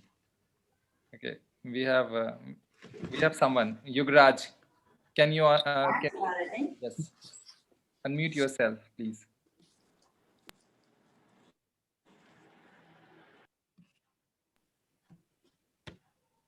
Okay. And also Masmi. Yes, Yograj. Sir, the reason why Buddha did not eat chili can be because chili has acid in it, and it destroys the cell of our body. So it is related to not killing, like it is kind of self-killing by eating chili. It kills the cells, sir. That's a very good thought, but sorry, that's not the answer. Sir, may I? Yes, please, Masami. Sir, as I thought, the reason behind this, Buddha avoid eating that oil and spices because it temptate your body and destroy your meditation power. I'm sorry, we are talking about chili, not about spices, and that is not the answer. Anybody else wants to try? Come on, I could think we have 90 above people. One more try you can have, one more chance. Adarsh. Yes. Hello, sir. Can you listen? Yes, yes, please. Sir, so I think it's I'm being stupid, but maybe it's about because of the tongue means that means like chili is very means it's because means that he doesn't want to speak something like that, means he wants to be calm, as chili is something that affects us in a very different manner. So to be calm and so that he doesn't speak something means bad, or you can say negative, maybe that may be the reason. Great. So that is not the answer again. And I'll be stupid now. The answer is because there were no chilies in India. It is so simple and so stupid. So chilies are not native to India. They are from South America, Mexico and all those places. Portuguese brought them here. So there were no chilies when Buddha was here. So he could not eat them, obviously. So that's how I begin my tours. So now you get how interesting is it. And this is the content for today. So we'll begin the session while talking with what is food tourism and the history of it, the ingredients in food tourism, and there are some pointers by UNWTO. What is the popularity in the region? What is in there in India and size of the industry? What future have for us? And types of jobs and organizations to join, and some experiences and some itineraries from my personal experience. So George Bernard Shaw beautifully said that there is no sincere love than the love of food. And that is very, very true. So food is a common denominator for everybody. Everybody loves to eat food and we must eat food, right? So when we are eating food, why are not we selling it as an experience or as a tourism product? That is the question.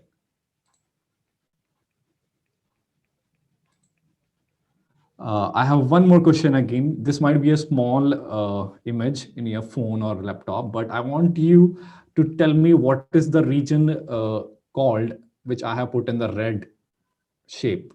It's a small region. I'm sorry, I should have done it big. I did not thought that it would be that small, but it's the region of Egypt and Middle East and some parts of Europe. Any guesses? What is this region called in the red shape or the red outline?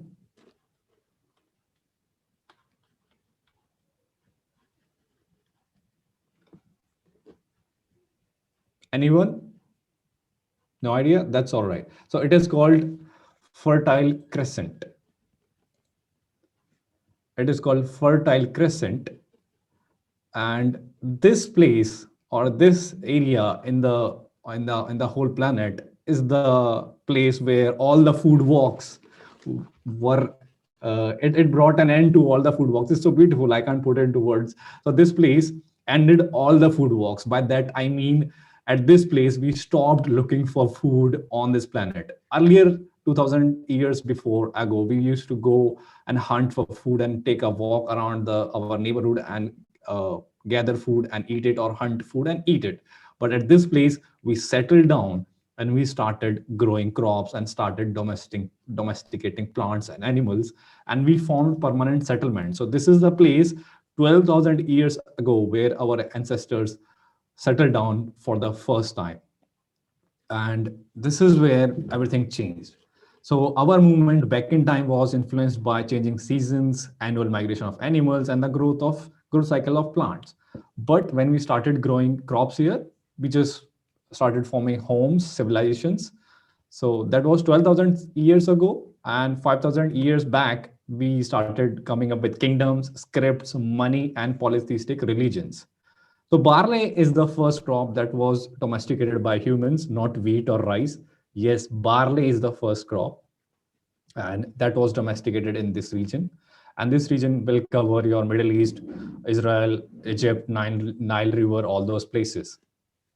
So food is a basic need of all living creature, and man is no exception to it. It's a basic human need, and we all share this common interest of food to eat and drink. It's something we all desire, right? So food is common in all the cultures from birth to death. If somebody is born, you will have a feast. If somebody is die, you will offer food, right? So from Snow White to Surya Vansham, food is there. It is everywhere. It is there for reward. Food is used for reward. Food is used for celebrations. Food is used for health, healings, and indulgence. And I have another question, and that is, who here have been on a date or have gone out with their friends to eat, just to go out and eat, or maybe most probably on a date? Anybody?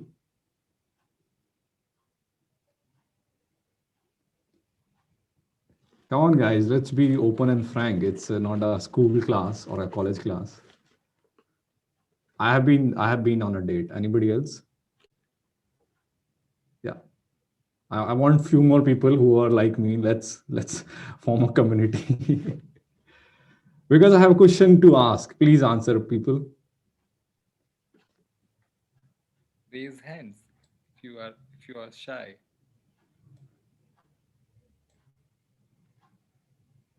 maybe the guys who answered last time, Mosami or Yogaraj, I'll request you to like come up with the courage. Or you have seen in movies people going out in the dates, or you have seen in the malls or anywhere.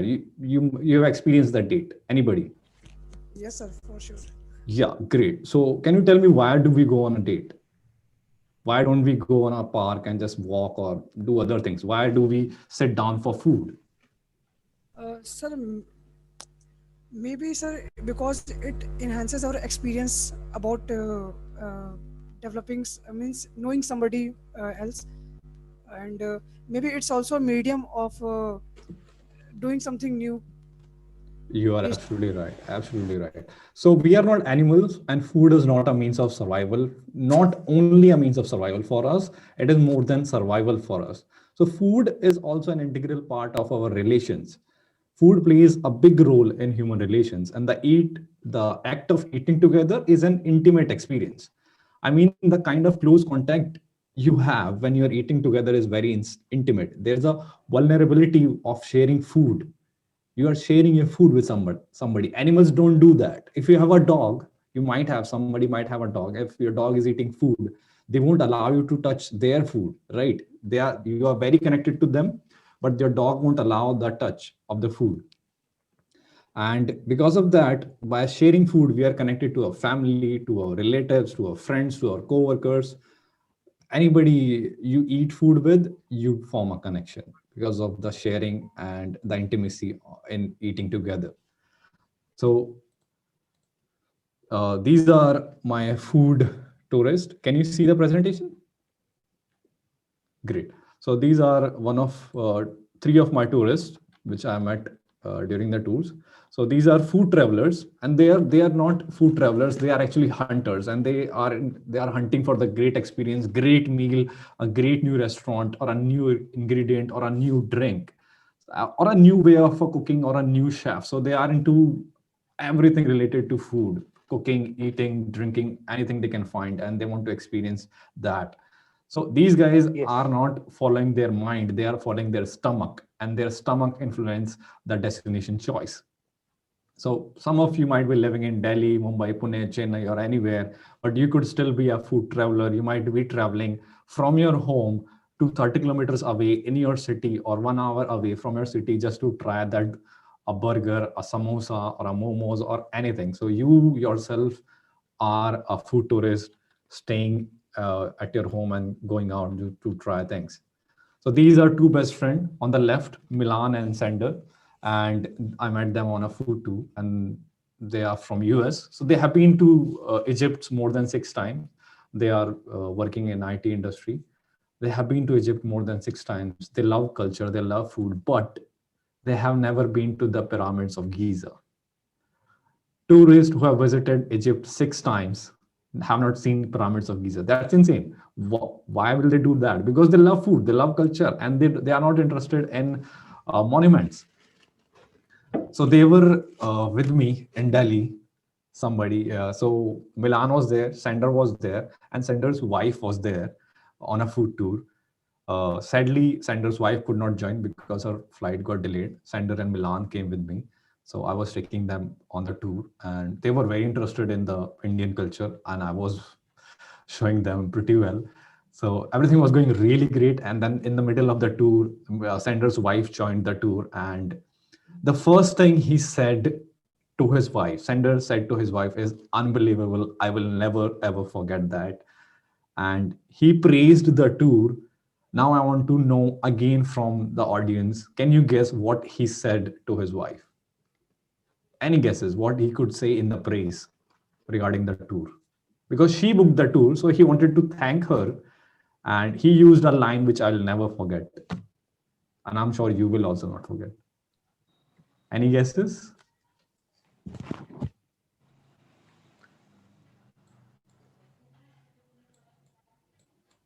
Sir, you are very sweet.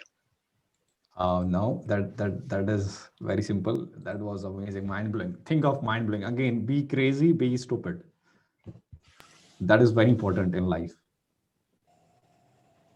Just think something crazy, like two more answers. Yeah. Delicious, sir. That is simple. No, let's be crazy. He might have said something like, "I'm shifting to India for food." Yeah, again, that is good. That is good, but not anywhere close to what he said. So these guys Hey, are amazing. Yeah, please you go are ahead. as important as food. Yeah, that is good one. But what he said, that is a good one. What he said is exactly what he said to his wife is that thank you so much for this tour. This is the second best gift you have given me after our son. I will repeat it again. He said this tour was the second best gift given by his wife after their son. Anybody, can you believe it? I mean, they loved it so much. These guys, tourists just love food tours, and they are comparing it with their son or kids. That is unbelievable to me. I was like, man, what are you saying? So that is something amazing, and that I think you experience such kind of things only when you have experiential tour, and especially when you are doing food tours. I can guarantee 100% no other tour or no other experience can make a tourist say this, because no other tour experience or tourism is as much as indulging as food tours. And food speaks to our brains, our heart, and our stomach. On the right is Joe. So Joe is from China. He works with the World Bank, and he has traveled to 60 countries so far. And he has been to India many times. He has seen the rural India, the villages, the cities, and everywhere, because he's working with the World Bank. And he has been to Delhi many times. And then there I was standing next to him, and I have to show him Delhi. What can I do? I mean, he has visited monuments, everything. Like, there's nothing new, but yes, there's something new for him, and that was food. So I took him on the food tour, and I really, really loved it. And he said that I have been here so many times, but again today I felt it as the first time I'm in Delhi. And that is again a different aspect of food tourism. Somebody who have traveled to your country 1,000 times, you can still make them experience your country as fresh as the first, or your place or your city. So food tourism, what is food tourism? Food tourism is an emerging global phenomena where people travel to experience the culinary heritage of a place or city or a country. And that's how World Food Travel Association defines food tourism as an act of traveling for a taste of a place in order to get a sense of a place. I hope you understand it. For a taste of a place, to get a sense of a place by tasting the food. Food is a smaller picture of the bigger picture, which is culture. So culture will include dresses, language, architecture, art, and all those things, and food is one of that. But all those things put together even still can't compete with the food. So while eating the food, you get the sense of the place, how it is going to be. And food includes food walks. Food tourism include food walk, cooking classes, street tasting, farm walks, visiting the vineyards, wine tasting, food festivals, and many more things. I have one more question again. You are seeing a picture of fruits, stupid, crazy fruits. I must say that weird fruits, which you might have never seen in your life.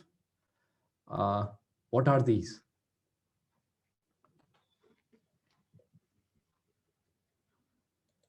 Anybody? Is one of them avocados? No. The I'll green tell one. you the fruits: pomegranate, orange, mango. But what are these? Are these fruits or something else?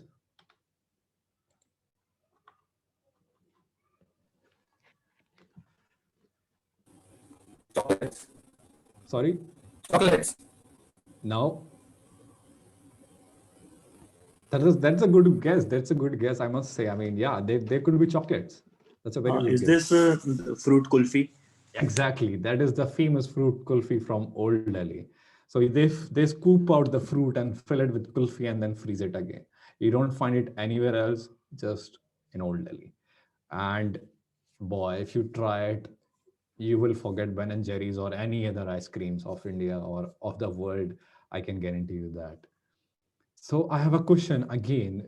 Please tell me, from the city you are or the places you have visited, was there a unique or memorable experience? We will take only two answers. Any unique or memorable experience you have, which you could turn into an attraction. That is the catch. It should not be just a Maggie with extra masala or something else. It should be a unique and memorable, which can be converted into an attraction like this kulfis. So think hard, just 2 answers. Hello. Yeah, we can hear you. I'm from Bangalore. I'm staying in Srinagar College. Okay. In Bangalore, there is a place called Hoskote. Okay. And there is a shop named Hoskote Biryani.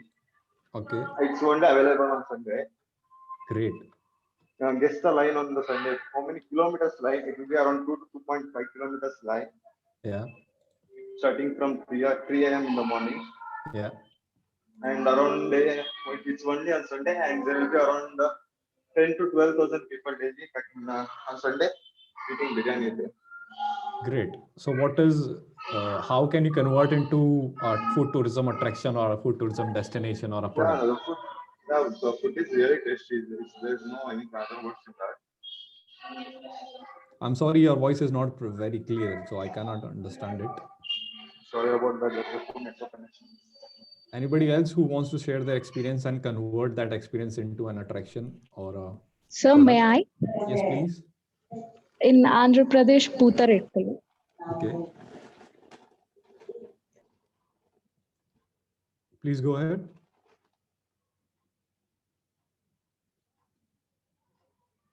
Yes, Nivedita, talk. Just unmute yourself and tell. What? Yeah, she's muted. Actually, they're made with sugar. We could not hear you. Please start from the beginning. She's muted again. Nivedita, you are muted. Yeah. Yeah, sir. I'm saying about Andhra Pradesh, Rajamandri Putarekulu, and that I ever had like that. And those are made with a sugar and ghee. Mm-hmm. So I loved it a lot. No, it's not about you loving it. It's about how you can convert it into a tourism product or a food tourism product. It's Yeah, good sir, you loved it. it's very famous in Andhra Pradesh. Putarekulu. Things are famous, but how can you make it as a tourism product? That is the question. That is the creativity question. Okay. Anybody? Or if anybody has experienced Hello. food tourism, yes, please. Others. Yeah, sir. Actually, I'm from Hyderabad. Yeah. I want to share about a biscuit which is very famous now in Hyderabad, but I want to tell you how it has been famous. Okay. So there is a biscuit called Usmania biscuit, which was popularly known in the past as Usmania Hospital biscuit. Okay. So Usmania Hospital biscuits were actually the biscuits which were given only in the hospital, which is a Usmania Hospital, which is famous in Hyderabad. And this was the hospital which was constructed during the Britishers' time. Yeah. And this biscuit was actually used, suggested by the doctors for the patients, so that I've they heard get, about this. Yeah. they have more intake of salts and sugars. Yeah. So usually these biscuits were only available in the hospital, but when the relatives or someone visits the patient, so even they taste the biscuit. So this biscuit was only sold in the canteen of Usmania Hospital, but gradually the hospital's canteen used to get out of stock in the same day, because it was not just for patients anymore. It was like all the relatives used to take it to their homes and give it to everyone. So there is a culture in today's time. There is a culture in Hyderabad that if anyone comes to your house, we serve them with biscuits. So today, Usmania biscuits have become a platter for every Hyderabadi house. So this biscuit can be a attraction because it has a unique story behind it. Yeah, so same thing happened with this kulfis. So these were made for the kings at the beginning, but now everybody can eat it. So it has a story, it is unique, it is memorable, and it has its own charm. It's not usual, it's not normal, it's unique, right? It's memorable. I'm sure whoever heard the story by Vishal will never forget about Osmania biscuits, right? You won't forget about this kulfi. You might forget about have more kulfi, quality watch kulfi, or any kulfi whatsoever, but you won't forget about these kulfis. You won't forget about those biscuits. So that is what food tourism is, and that's by those things, by these experiences, you can convert your whole experience into a food tourism experience. But let's talk about the history. So as we know by now that we have been traveling, and since ages, forever we have been traveling in the search of food. So we were food travelers since the beginning of our life. And the leisure travel, if we have studied tourism, I'm sure some of you have studied tourism. The leisure travel started in 1800, Thomas Cook, and the first Michelin guide, Michelin star, the Michelin book was published in 1900. And during that, the world became more connected, and people were traveling, and they wanted something to eat while on the road. So these things started catching up in 1900. And it's a very beautiful story why a tire company came up with the Michelin guide or Michelin star. I suggest you read. It is going to be helpful for you if you want to create any experience out of a very stupid thing. A tire company is selling you restaurants ratings, giving restaurants rating. It's a very good report or research you should read. So then people were traveling in search of food, they were traveling for fun, and all those things happened. And in 1950s came up the big chains, the McDonald's, Burger King, in short, quick restaurant services, quick service restaurants started popping up in the US. So food tourism is quite old. We have been traveling for food and eating while traveling. It's nothing new. But it came into the mainstream in 1999 when Lucy Long, an academician who coined the term culinary tourism. So that was the beginning, or the formal beginning of food tourism. And then in 2001, Eric Wolf, he wrote a white paper called Culinary Tourism, Taste Economic Proposition, and in which he defined culinary tourism, quote unquote, as the pursuit and enjoyment of unique and memorable food and drink experiences, both far and near. Then in 2003, he started International Culinary Travel Association, which was renamed as World Food Travel Association. So the terms culinary, gourmet, and food have been used interchangeably since time, but culinary and gourmet are more of they represent a refined, elaborate presentation, aesthetically beautiful food. And food tourism refined just food, any kind of food. It can be biscuit, but gourmet does not mean biscuit. Culinary does not mean biscuit, but food tourism can have biscuits, right? So that's why we started calling it food tourism, not culinary tourism. Then from 2012 to 2018, everybody started catching the wave of food tourism. And because, if you might remember, social media came up. So because of social media and the TV and the internet, everything changed, and now we were just running behind food and chasing food for pictures. You see, Instagram is full of food photos, right? Food bloggers. YouTube is full of food bloggers, food photos. Your travel channels are full of food now. Then in 2018, it was formally the time when people were changing, and their demands they started demanding, as if I want to travel for food, like formally to the travel agent. And from 2012 to 2018, it was a personal drive. Okay, I'll go there and eat. But from 2017-18, people were starting to ask, I want to go to India and have that thing. How can I travel to that place? So that thing happened.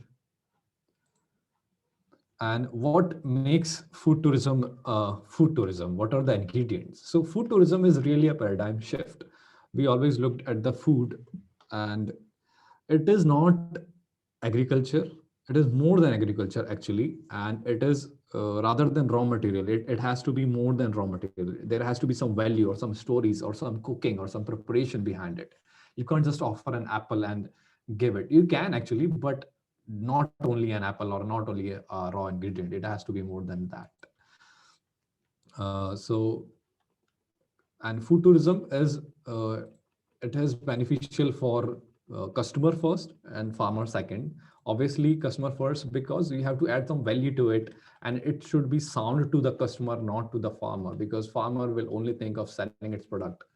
and they are not interested in selling the whole heritage behind it. They just want their produce and take it off their land. That's it. So food tourism is about what is unique and memorable. It has to stand out and be something that people will talk about when they leave and hopefully tell their friends about it. Just like the kulfis and the biscuits, you will tell your friends about it. You will remember it, right?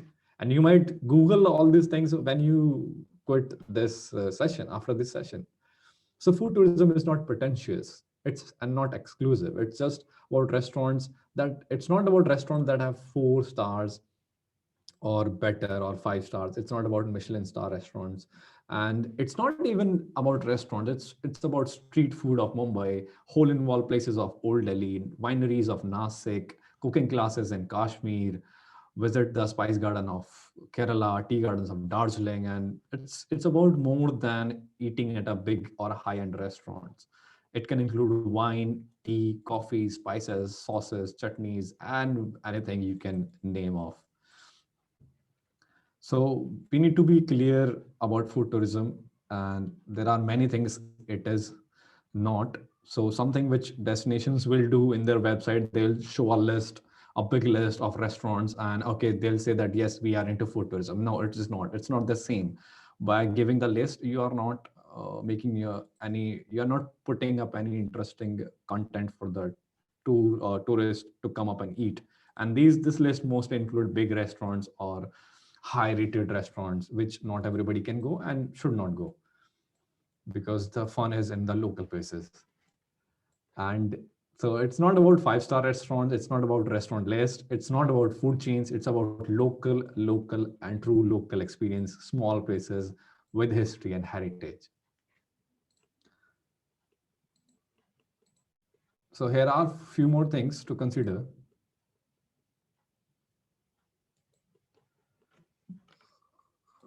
Yep. So food for thought. So here are a few things to consider, and that is dining is one of the top 3 activities tourists do in your destination. The other top activities are shopping and sightseeing. So you can just see when you're traveling to a place, you eat, shop, and see. And the eating was not being tapped until now. So now people are tapping that. So everybody dines out when they are traveling. It has 100% participation because you are going to eat, right? You might skip the shopping, you might skip the sightseeing, you might stay at your place, but you will eat at your place. So we all know that food and drink are the only art forms that speak to our all 5 senses, right? You can't smell a statue. Actually, you can, but they don't have a good aroma. So instead, you enjoy the smell of the food, tea or wine, and you have a certain taste in paintings, but you certainly can't taste the paintings. When it comes to food, you can use all your 5 human senses when you're eating or drinking. Now, please tell me, what are the 5 senses and how do you use them when you are eating or drinking? I'll repeat the question again. Please tell me, how do you use your 5 senses when you are eating or drinking? Smell, we can smell the food. Right. Okay. Sight, vision, we see what we are eating. Right. Taste, Instagram. when we eat the food, we get the taste. Yep. And how many sound? are there? 3? Yeah, sound. I'm not sure about the sound. Kit Kat, chips, Yeah, Lays. we crunch when we Lays eat the and chip. Kit Kat, yeah. And the 5th one is touch. Touch. We always touch the food. We are Indians. We eat by our hands. That's great. And name any other experience which will indulge these 5 senses. Any experience, any wild experience, any wild thoughts, anything you think while traveling that will indulge these things. I guess there are none. Yeah. I mean, you can do a pottery, you can do see the places, you can touch the art, but you can't definitely eat them, you can't smell them and all those things. So food is the ultimate indulgence when you're traveling, and you must. So food travelers usually spend more than other fellow travelers. They spend more than the locals as well, and it is the best way to meet locals and have a conversation while having your food. Again, there is some intimacy, there is some vulnerability in it, so you also form a bond while eating food. And visitors spend 3 hours eating the food during each day. 3 hours, 30 minutes breakfast, 1.5 hour lunch, and then same dinner. So it's a huge chunk of time, and it's a huge chunk of time which can be utilized to keep them engaged, not them just let them eat like animals.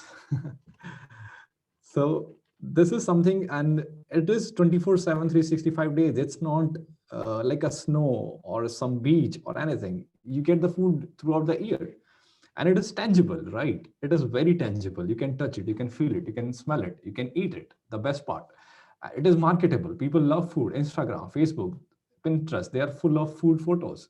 YouTube is full of that. So you can very easily market it. Especially the Indian food can't be marketed very well because it does not look good. But yes, Italian food and all those food can be marketed very well. You know, Indian food is more like, I will not use the word, but yeah, it looks like that. So it is sellable. But Indian food is the tastiest food. I must say that. It does not look good, but it tastes the best. And it is sellable. Everybody loves to eat. Come on, you just present it, and then they want to eat it. It is the most easiest commodity to sell in this world. Do you agree? Yeah. So let's go ahead.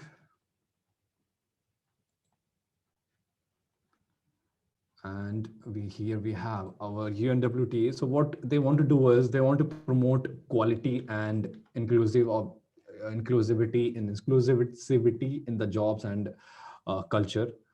And they want to have training programs for gastronomy tourism, and they want to stimulate entrepreneurship related to our gastronomy tourism or food tourism. And they want to use gastronomy tourism as their sustainable development goal, which is a very beautiful thing.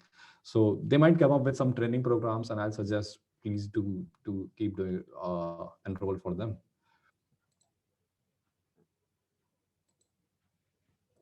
So popularity in the region, and this is a graph. This is a image I took from World Food Travel Association, and I'm using it to tell you that there are different aspects or stakeholders in food tourism industry. Top three, or we can divide them in three. The first one is travel and hospitality, second is food and beverage, and the third is other. Travel and hospitality includes our culinary activities, food tours, DMOs, tour operators, everything related to tourism. Food and beverages include everything related to food, and others include government and academia, media, and people like us who are discussing about food tourism. So what is happening in these three fields in India is that, yes, there are people who are conducting food tours. There are travel agencies or tour guides who are doing food tours. Yes, there are places where you can eat, and people are working as a company. People are selling as a food tour operator and as a food tour guide, and people are selling their food to foreigners, which includes the food and beverage part. But what we are lagging right now in our industry is the government involvement, and as an association involvement, academia and marketing and all those things, we lack a lot. So that is what is going on.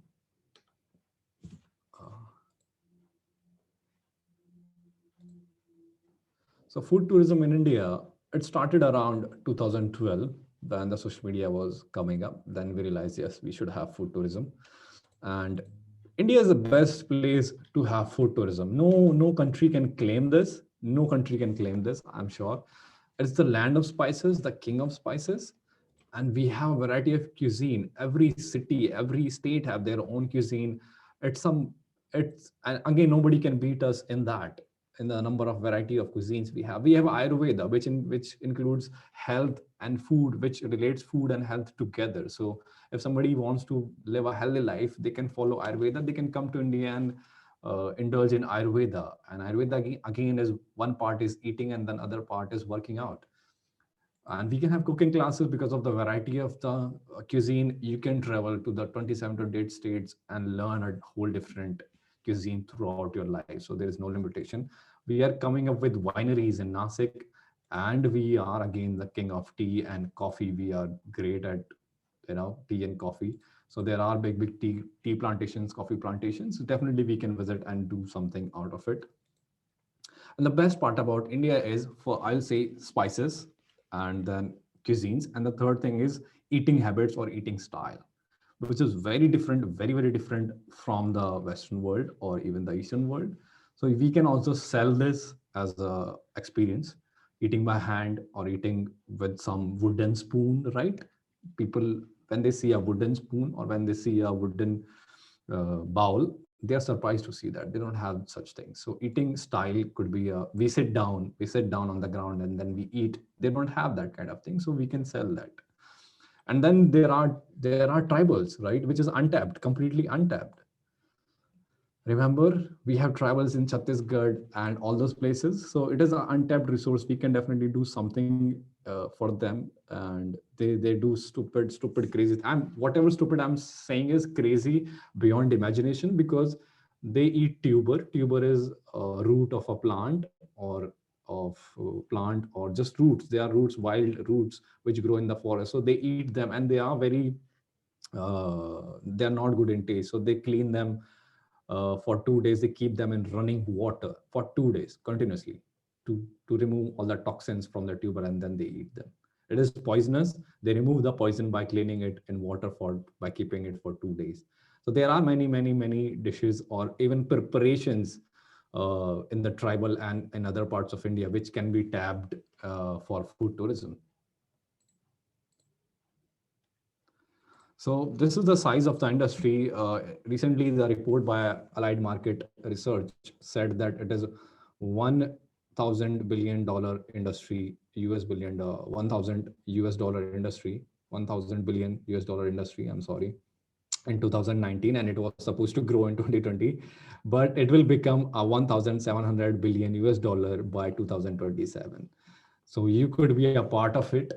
The research was done by Allied Market Research, and the research by World Food Travel Association says that all the economic spending by the tourist in any country, average of the world is 25%. So if a tourist is spending 100 rupees in India, just an example, 100 rupees in India, he's spending 25 rupees on food.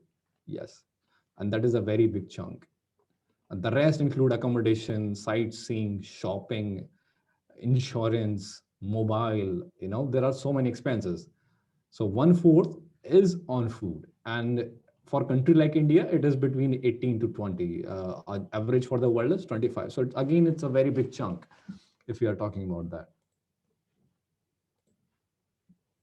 So the future scope for food tourism is that it is going to come back. We even during the pandemic, we did not stop eating. We ate more than we could ever. We cooked and all those things. So it is going to come back for sure. And because of this pandemic, we started focusing on our own culinary cultures, right? We sat with our moms, with grandparents, and maybe talked to friends, and then we cooked something which is in our family, or a traditional dish or a cultural dish, just to have fun. And the love for food and travel is not lost. It is still there. People want to travel. We all cooked the food. We all want to go out and eat at the place. Maybe those burgers, pizzas, momos, or anything we had. We want to have those things, or chole bhature. That is my favorite. And there is this people talking about roaring 20s. So roaring 20s was a concept which happened after in 20th century, when after the war and all those things, people started coming out of their home, and there was a big jump in the economy. People were traveling, people were having fun, and all those things were happening in the United States and Europe. That was 1920s. And virus will stay here. So yes, we have to change the way we travel and change the way we experience things, because food tourism is a very engaging kind of experience. So there will be some differences we have to adopt because of the virus. All the food places are serving in our disposable plates or our disposable utensils, which takes away some part of the attraction, because even the utensils are a part of attraction for a food tourism. So we are facing small challenges, and then the big challenges keep how clean is it and how proximate, because a place like Old Delhi or a Mumbai and other cities which are crowded, you can't easily stand and eat at the Golgappe wala because there will be so many people. So there are a few problems that we have to tackle because of this virus. And the last future scope is people want to be vegan, people want to be sustainable now. So that is a very big chunk, that people want to eat fresh, vegan, and sustainable. They want to eat organic food. They want to eat fresh directly from the farm, and they want to eat vegan. Vegan means not animal, anything not related to animal, mostly vegetables, pulses. That's it. So I'll share a simple itinerary, and that is food. So in your itinerary, you should have food, and food, by now, you know what kind of food you need to have. You need to have something that like the kulfis or something like the biscuit. So we are talking about food, but we don't have a bread, a roti, or any bread. We don't have any kind of bread. We have not talked about any kind of bread till now. And that's fine. That's fine. It does not have to be bread or curry or something. And it does not have to be just because it have extra spices, because it has extra cheese. It does not have to be that. It has to be something with a story, with a reason, with the, it has to also have emotions in it. When you're talking about the biscuits, there are emotions. Oh my god, I used to eat with my grandparent when I was admitted there. These kind of things. It has to be more than spices or cheese. It has to have its own story, right? And that kind of food. And then again, you need to put breaks in between eating. So you can have a food and then a 5-minute breaks, a 10-minute break or so. Don't make them fill their stomach. This is a food tour, not a stomach filling tour. So you should have planned breaks, at least 2 to 3 minute breaks, because we are not animals. We need break, right? And we need break to remember things and to experience it truly. And then again, you need to look for stories about the food, stories about the surrounding, stories about your city, and how all these things are linked to each other. I asked you why Buddha never had chili. So, and you were thinking that this was the reason, but no, the story was different. So you need to figure out and put everything together, right? That is the most important thing. You have to figure out the story of India, the story of the food, the story of the place, and the story of the place serving, the story of the place you are standing, and the story of the ingredients as well. There could be something like pepper. Let's talk about black pepper. So can anybody tell me why black pepper is so famous? And we were eating black pepper when there was no chili in India. So we were eating black pepper at that time. And it is famous because British came to India in search of black pepper only. They were so stupid. They were eating with salt. Their food, they were eating with just salt. And they came to India for black pepper because they do not have anything, any spices. So sharing these kind of stories, because your curry, if you're eating some dal, or if you're eating some potato curry, and if it has a black pepper, you can tell them that, okay, we are standing in Delhi, and this is the history of Delhi, this is the history of this place, this is the history of curry. Now I'll talk about the history of the ingredient. The black pepper was so famous back in time that British invaded India for this small black pepper. And you can tell them that black pepper was sold to British by the Arabians in exchange of gold. Arabians were making fool of them by selling them black pepper in exchange of gold. Can you believe that? So you have to bring out that kind of stories while planning your itinerary, and please have breaks. Please have breaks. That is very important. I'll share some of my experience. So make them sit, not on the chair. They don't want to experience the high-end restaurant. What they want is a local experience. They are sitting on a footpath. You see the picture, they are sitting on a footpath with a local. This is what we do, and this is what they want to do. So make them sit, but not on the usual place. Something unusual, something uncomfortable to you and to them. It should be comfortable, but not, it should be physically comfortable, but not mentally comfortable. That's what I want to mean. Make them experience something more than food. Religion. What you see here is two things, and all the pictures are by me. So you see here are two things: a religion and then a family bond. So, and then you can take them to the kitchen inside this Gurdwara. So what you are making the experience is that, okay, India is a beautiful country. It is full of religion, and we respect all the religions, all those things. And you can also tell them that India is a country of relations. India is a country of family, and food and religion helps us to bind the family together. Those guys, if somebody's coming from Western world, they don't have this kind of thing in their home. Their grandparents won't take them to some temple or some church. So it's a very beautiful thing to see. And then take them to the kitchen, which I was talking about, and make them help volunteer their time, or to cook food, or to clean, or just Be crazy, be stupid. Help them to meet the owner of the food place. If somebody is from Delhi, they might know this Kake, the hotel, Kake the Dhaba or the hotel. I'm sorry, I forgot the exact name. So he's the owner of that place. And when these guys met him, and he's in army, he was in army, and I told them all the story of this guy. And when he finally showed up by chance, so they were so happy to meet him. They wanted to have a photo with him, which they surely showed it to their friends, right? And it's a memory to them. It's a memory to me. It's a memory to them. And then make them eat on the bonnet or the backside of your car. Don't worry about the sophistication. People, the tourists have changed. They don't want to go to the monument. They don't want to be afraid or keep it to themselves. They want to go out. They want to explore. They want to challenge themselves. So make them eat on the bonnet of the car. And take them to the place where even the Indians don't go. So I can guarantee you this, no tour guide, no tourist in India will take you to the Yamuna because we are ashamed of it. It's not clean. That's the fact. But I try to take it to them and I tell them it's my mistake. Yes, I'm contributing to it. It was a beautiful sight, but I'm contributing to the pollution as well. I'm trying to do my part, but it's not enough. So take them to the place even which you are ashamed of, but it should be worth it. You can't take them to a dump site. What I mean is a place which was beautiful, but still is beautiful if you will look at it through a different eye. So this was it is a very beautiful place. You just need to know the right location to see the Yamuna. And make them see what is not happening in their own world. There's a guy standing on a stair which is being supported by the wires. That is so crazy. And they will go mad. So these kind of breaks you need to have in your food tours. You can't just make them sit and make them walk. They have to be indulged in these kind of crazy things happening in your city. You have to keep an eye by yourself that yes, you need to notice small things in your city, somebody picking up something, somebody painting something.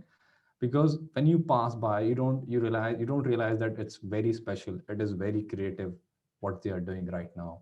And it could be a moment for you, for your tourists as well. So this was a moment for me. Again, a very creative way done by Indians. So they don't this time they don't find the wires to support the stair. The guy holds the stair. That is so crazy, man. Who does it? No European country will do that. That is very unsafe, but this is India. Tell them that this is India. We don't wait for solutions. We make the solutions happen. And then have some animal. That is for sure. Everybody loves cats and dogs. If you can include some kind of animal in your tour, that would be beautiful.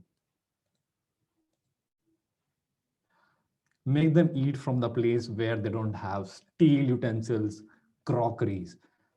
Make them eat from the place which has potteries, which has spoons made of leaves, spoon made of wood. That is the experience they want to have. Take them to the places where a Muslim guy is selling gifts or sweets for Diwali. And that is India, right? So when you show it to them that there is a Muslim guy selling sweets to Hindus, wow, that's India. And again, you can make them eat from him. And then that's the story they are going to tell to their family and friends. I went to Delhi and I had a Muslim guy who was selling sweets for Hindus on Diwali. So that's the beauty of India. Make them meet the locals, the local vendors, and have them take pictures with them. And they will love it and they will cherish it. Even the local vendor will love it. Take them to the place where there is a Mercedes behind or Mercedes in front of buffaloes. They don't find that thing in their places. They don't expect it to happen in India, but yes, it is happening in India. To the Western world, India is a country of snake charmers, but they don't know that what we are doing with their Mercedes. Take them to the places which is full of chilies and then take them to the places which is full of rose, right? You're just not making them eat, you're making them feel the environment. When you're making them feel chilly, they'll be terrible. The next moment you should take them to the place full of roses. They will love it. And that's the beauty of India again. It's both. Now let's get serious about it. So if somebody wants to, let's talk about the jobs first. If somebody wants to do something at this, there are a number of opportunities, but you should know, as Vikas, I think, I forgot, Pankaj said, that you should know your why, and that is very important. You should know your why, then you should start working. So there are a number of opportunities. You can be a tour guide, you can be a tour operator, you can be a vendor, you can have an organic farm, you can have any kind of product related to food, you can be you can be into tea tasting, these kind of things. I'll repeat: tour guide, tour operator, or organic farm, tea tasting, wine tasting, winery, any a number of things you can have, but you should know what you want to do and why you want to do. If you don't know why you want to do it, you won't succeed. Only if you know why you want to do it, then you will succeed. Come with the passion that I want to help this guy, this tourist, this guest experience India, Indian food, Indian cuisine the best way possible I can. Then you can do, then there is no job description for you, then there is no job for you. You will do what is right and the best for the tourist. So go ahead, be a tour guide, be a tour operator, have some unique food of yourself, create some itinerary and start selling. You can do that. And to join the organization, you can join World Food Travel Association easily. You can be a member, or you can also be a community member, and you can do internship and all those things there to learn. And there are courses as well. I would suggest, if somebody wants to be a tour guide and tour operator, these two things, they can do the courses. For others, there is no such thing. But yes, tour guide and tour operator is the biggest thing people want. I think people would like to do. But I will definitely suggest, if you have a land and if you have a family who is into something amazing, I would request you to go and look for Bohri Kitchen in Mumbai. Please go and look for Bohri Kitchen. So you don't have to be a tour guide. You don't have to be a tour operator. You can have a home kitchen, just a home kitchen. The catch here is that your home kitchen should be special, should be memorable, should be unique, and should be you, not a copy of anybody. It should be you, unique and memorable. So don't limit yourself to being a tour guide or a tour operator. Use your imagination, use your resources, use your culture, use your community, and do wonders with it. And by community, I mean that how I use my community is that I belong to a community which is called Gujars. So when I'm in Delhi and I'm giving tours to the tourists, I tell them that I can claim this, which no other tour guide can claim, I think. And I'm sure no other tour guide can claim that my community is older than the monuments which we are going to see today. And that is a fact. My community is older than all the communities which are staying in Delhi and all the monuments which are in Delhi. So use these kind of things to market or to make them experience the best experience they can have. So what they will do is, now they will remember this. My guide was from the community which is older than all the monuments of the Delhi. And by just saying this, and it is a fact, by just saying this, I added to their experience. I did nothing extra, but I just looked at what I have. I have my community, I have family, I have resources from a different way. So try to look at whatever you have from a different way and create an experience around it. So this was just for an example. We all have resources. It's just that we lack that perspective to use it. And here's a short video to bring the fire in you.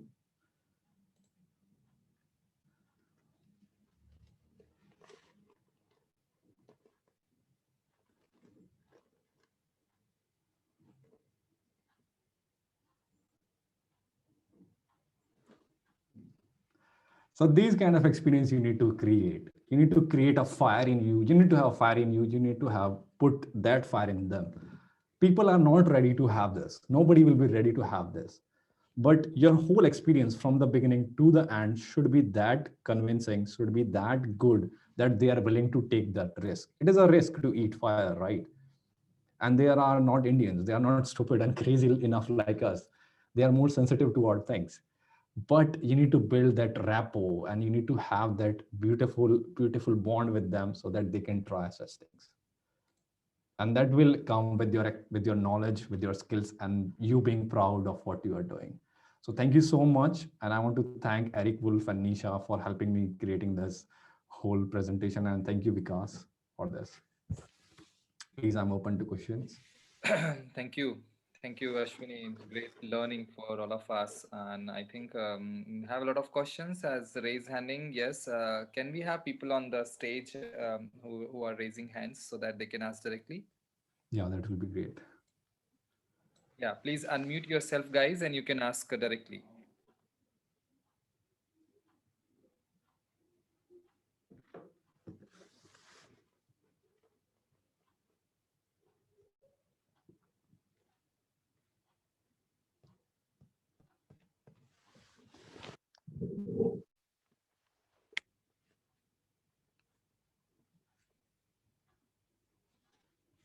Are we getting questions?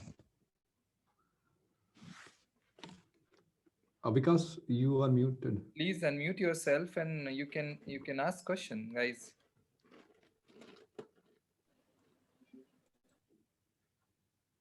Yeah, Ranjita, Nivedita. Sir, should I? Yes, Abhas. Okay. So I would ask one thing, like, can we convert, like, can we do this thing together, the rural tourism and food tourism? Because even if we are living in the most advanced generation, but though a major part of India is living without electricity and technology, if we can take the tourist to such places, they will have an authentic experience, like how the people of those rural areas are living. For example, let's say in a major part of India, people are not using utensils; they are using potteries to cook food, and yeah, like one very famous thing is chicken handi. So yeah, people are having those kind of things, which is still unknown to many people. Can we put these things together, like rural tourism and culinary tourism? Yeah, you can. Definitely, you should. And I was talking about tribal. So you can also add tribal tourism and food tourism. You can, food, as I said, you have to eat food. You Yeah. have to eat food. All you have And to do is every just place has make it the interesting. Just make it interesting. yeah. You know, you have to eat. By what I mean is, you have to eat food. That yes, we are going to eat food 3 times a day. But out of those three, maybe 1 or 2 experiences, you can make it unique and memorable, right? Yes. So, like, can you suggest us something? How can we market these things? How to do marketing over this? Of what? Of doing these things, these two things together, rural tourism and culinary tourism. To whom? So, like, yeah, definitely not Indians, because most of the Indians would not like that. Yeah. I'm talking about foreigners. Foreigners, just go put yourself on Airbnb, get your guide, TripAdvisor, and talk to the travel agents. Very easy. It's a very easy thing, not a big deal. You are living in the most blessed generations. Don't wait for anything. Go on Airbnb, TripAdvisor, get your guide, tour by local, go there, fill the form, put your name, put your photos, get the tourist. What are you waiting for? It's very easy, man. It's very easy. We are the most blessed generation of this planet. Ashwini, Thank if you you. can type those names on the Sure. chat, it would be nice so that student can take away that thing if it's possible for you. Yeah.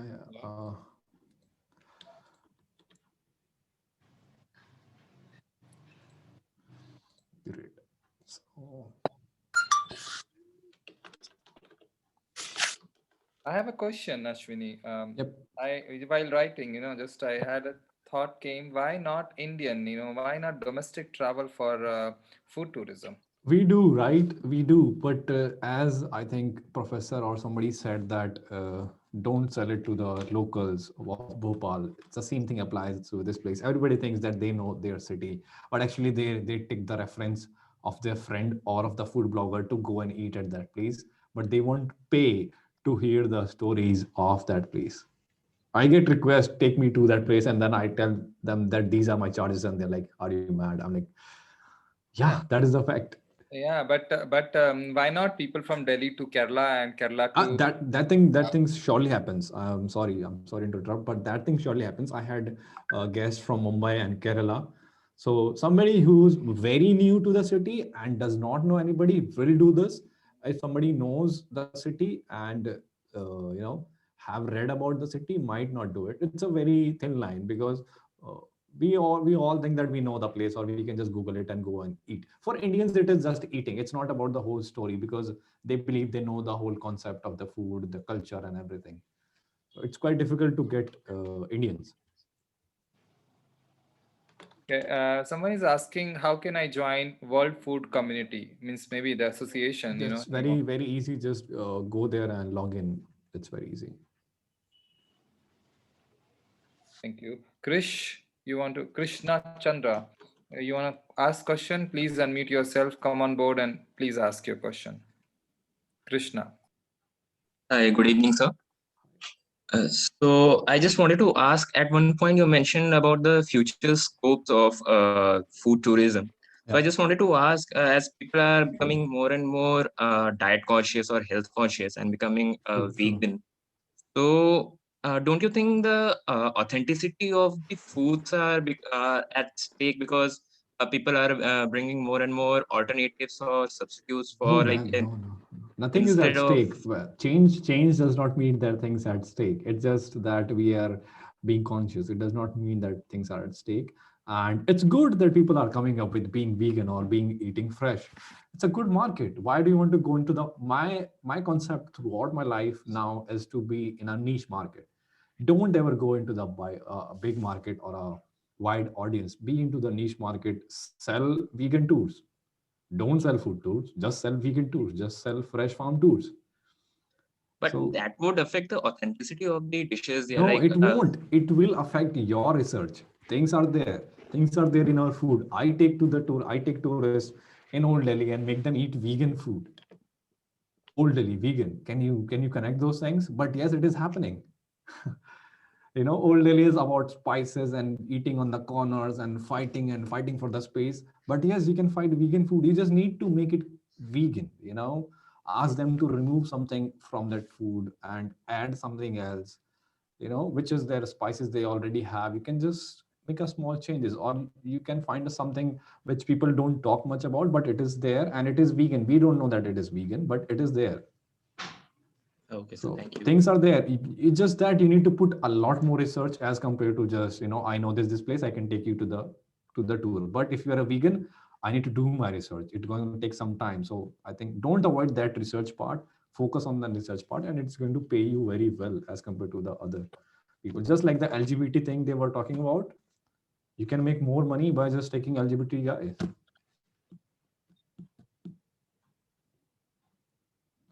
Yep. I have a question. Yes, please. So it's a two-part question. Yeah. First is, what generated your interest in this segment, in the niche segment? And the second part is, what career path did you follow after your MBA so that you can make a career out of it? Man, so things have changed for me because now I'm against studying or going to school.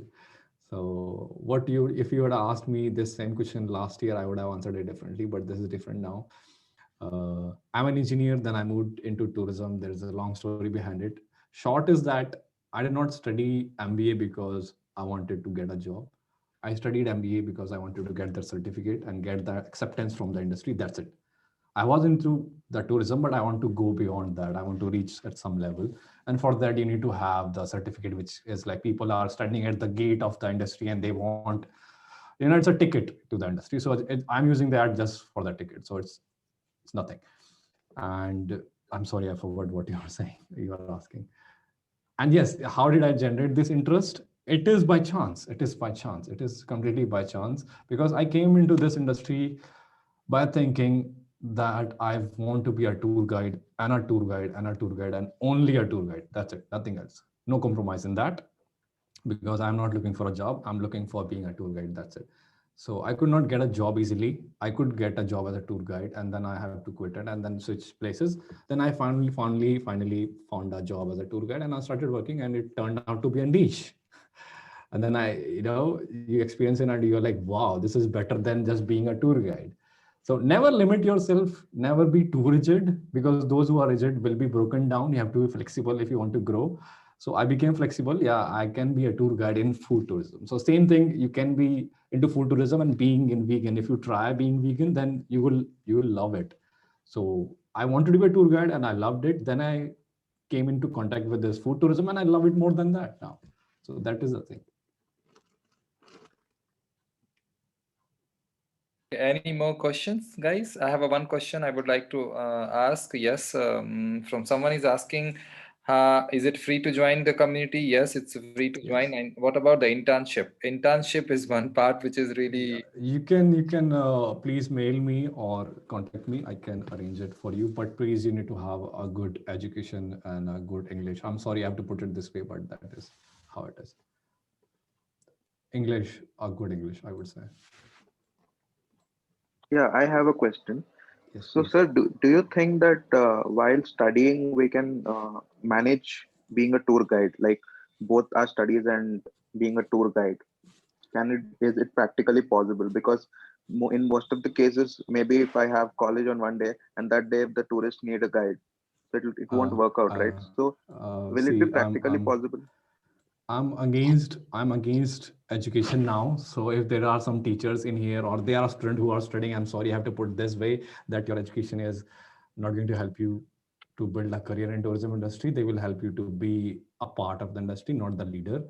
If you want to become the leader or if you want to be a tour guide, the 4 or 5 websites I have shared, go there, make your account, start working. Don't wait for your MBA to finish. And nobody is going to tell you this. Nobody. You can be a tour guide without studying. Yeah, whatever you want to. You can do whatever you want to do in this life without studying. There are resources out there.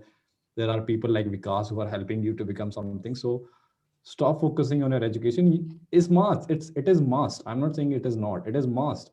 But meet people like Vikas. Meet your tourist through these websites I've shared. Don't wait for things. Don't wait for your college to get over. Yes, sir. Actually, my question was right.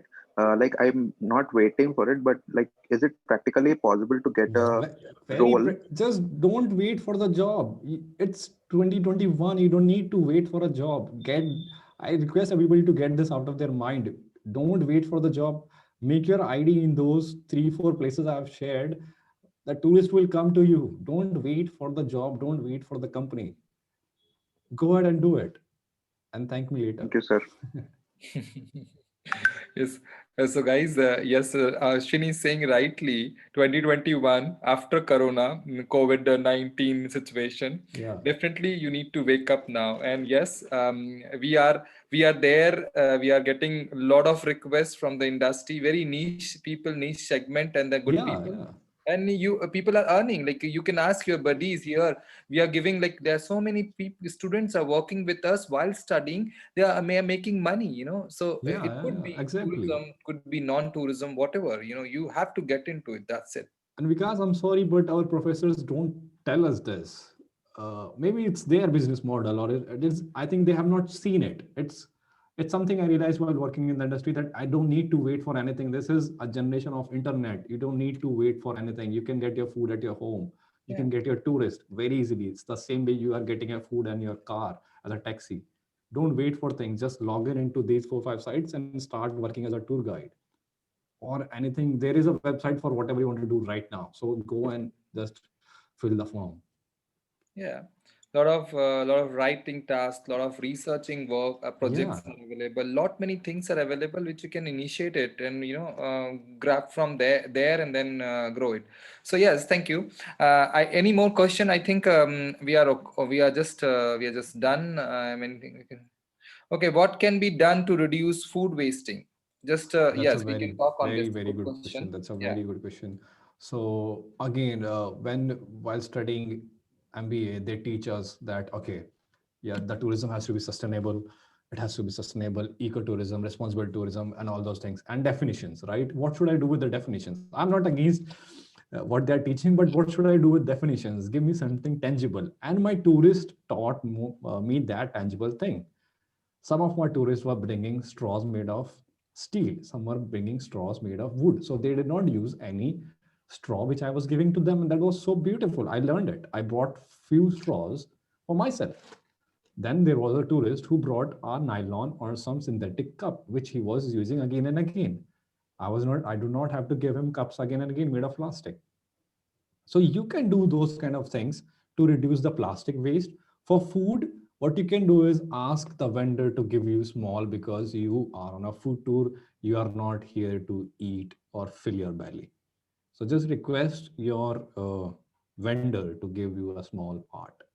To pay them full part for the full part. Tell them I'm going to pay you for the full, but please, I don't want to waste this food. So give me a very small part that you can do. Okay, so I think we are done almost. If you have any question last time, you can raise your hand and we can wind up the session, guys. And yes, so any more question? I think we are almost done. Sarafa, somebody's writing in Indore, Sarafa. So that's like, yes, I think everyone knows that beautiful city and beautiful place. So a lot many places like that in the country. And Ashwini must be knowing that every city must be having a food kind of a cow gully kind of a place, you know. So people must be enjoying that, tourists and locals. So yes, I would like to thank you now. I think we are done. I would like to add one more thing, because what you're doing is great, and please guys use these kind of things in the industry, because it's not happening. And I am now feeling bad that I did not have this when I was studying. So use this and be practical. Don't wait for your degree to give in. Don't wait for the degree to get in your hands. Start working from right now. Like after this, all this closing, you should start working. And all the best. If you need anything, I am there. Vikas is there. So please, all the best. Yes, thank you, Ashwini. Thank you, guys, for really attending the whole session. It was long, but yeah, it was good. Although first session and this session as well. So we'll try to keep the time in mind. But you know it, like when the people talk, we try to listen, and understand. So thank you, Ashwini, and thank you, guys. Join tomorrow the session. Ranjita is announcing tomorrow's session, and we would be happy to have you. And please fill the feedback after the session when you're logging out. Thank you. Have a good evening to you all. Thank you. Thank you, Mr. Ashwini Bhati, for this lovely insights of food tourism. I'm sure some of us will take this form of tourism as one of our career choice.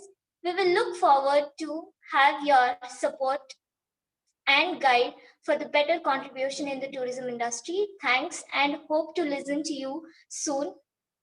I would like to announce tomorrow's session details. We are starting tomorrow's session 30th Jan, Saturday, 2 p.m. First session from 2 p.m. Volunteer tourism, learn, travel, repeat, case study. Second session from 3:30 p.m. Technology and tourism. I request you all to check your inbox to get the joining link for tomorrow's session. Look forward and see you tomorrow. We are awfully closing today's session. Thank you for joining us today. Thank you so much.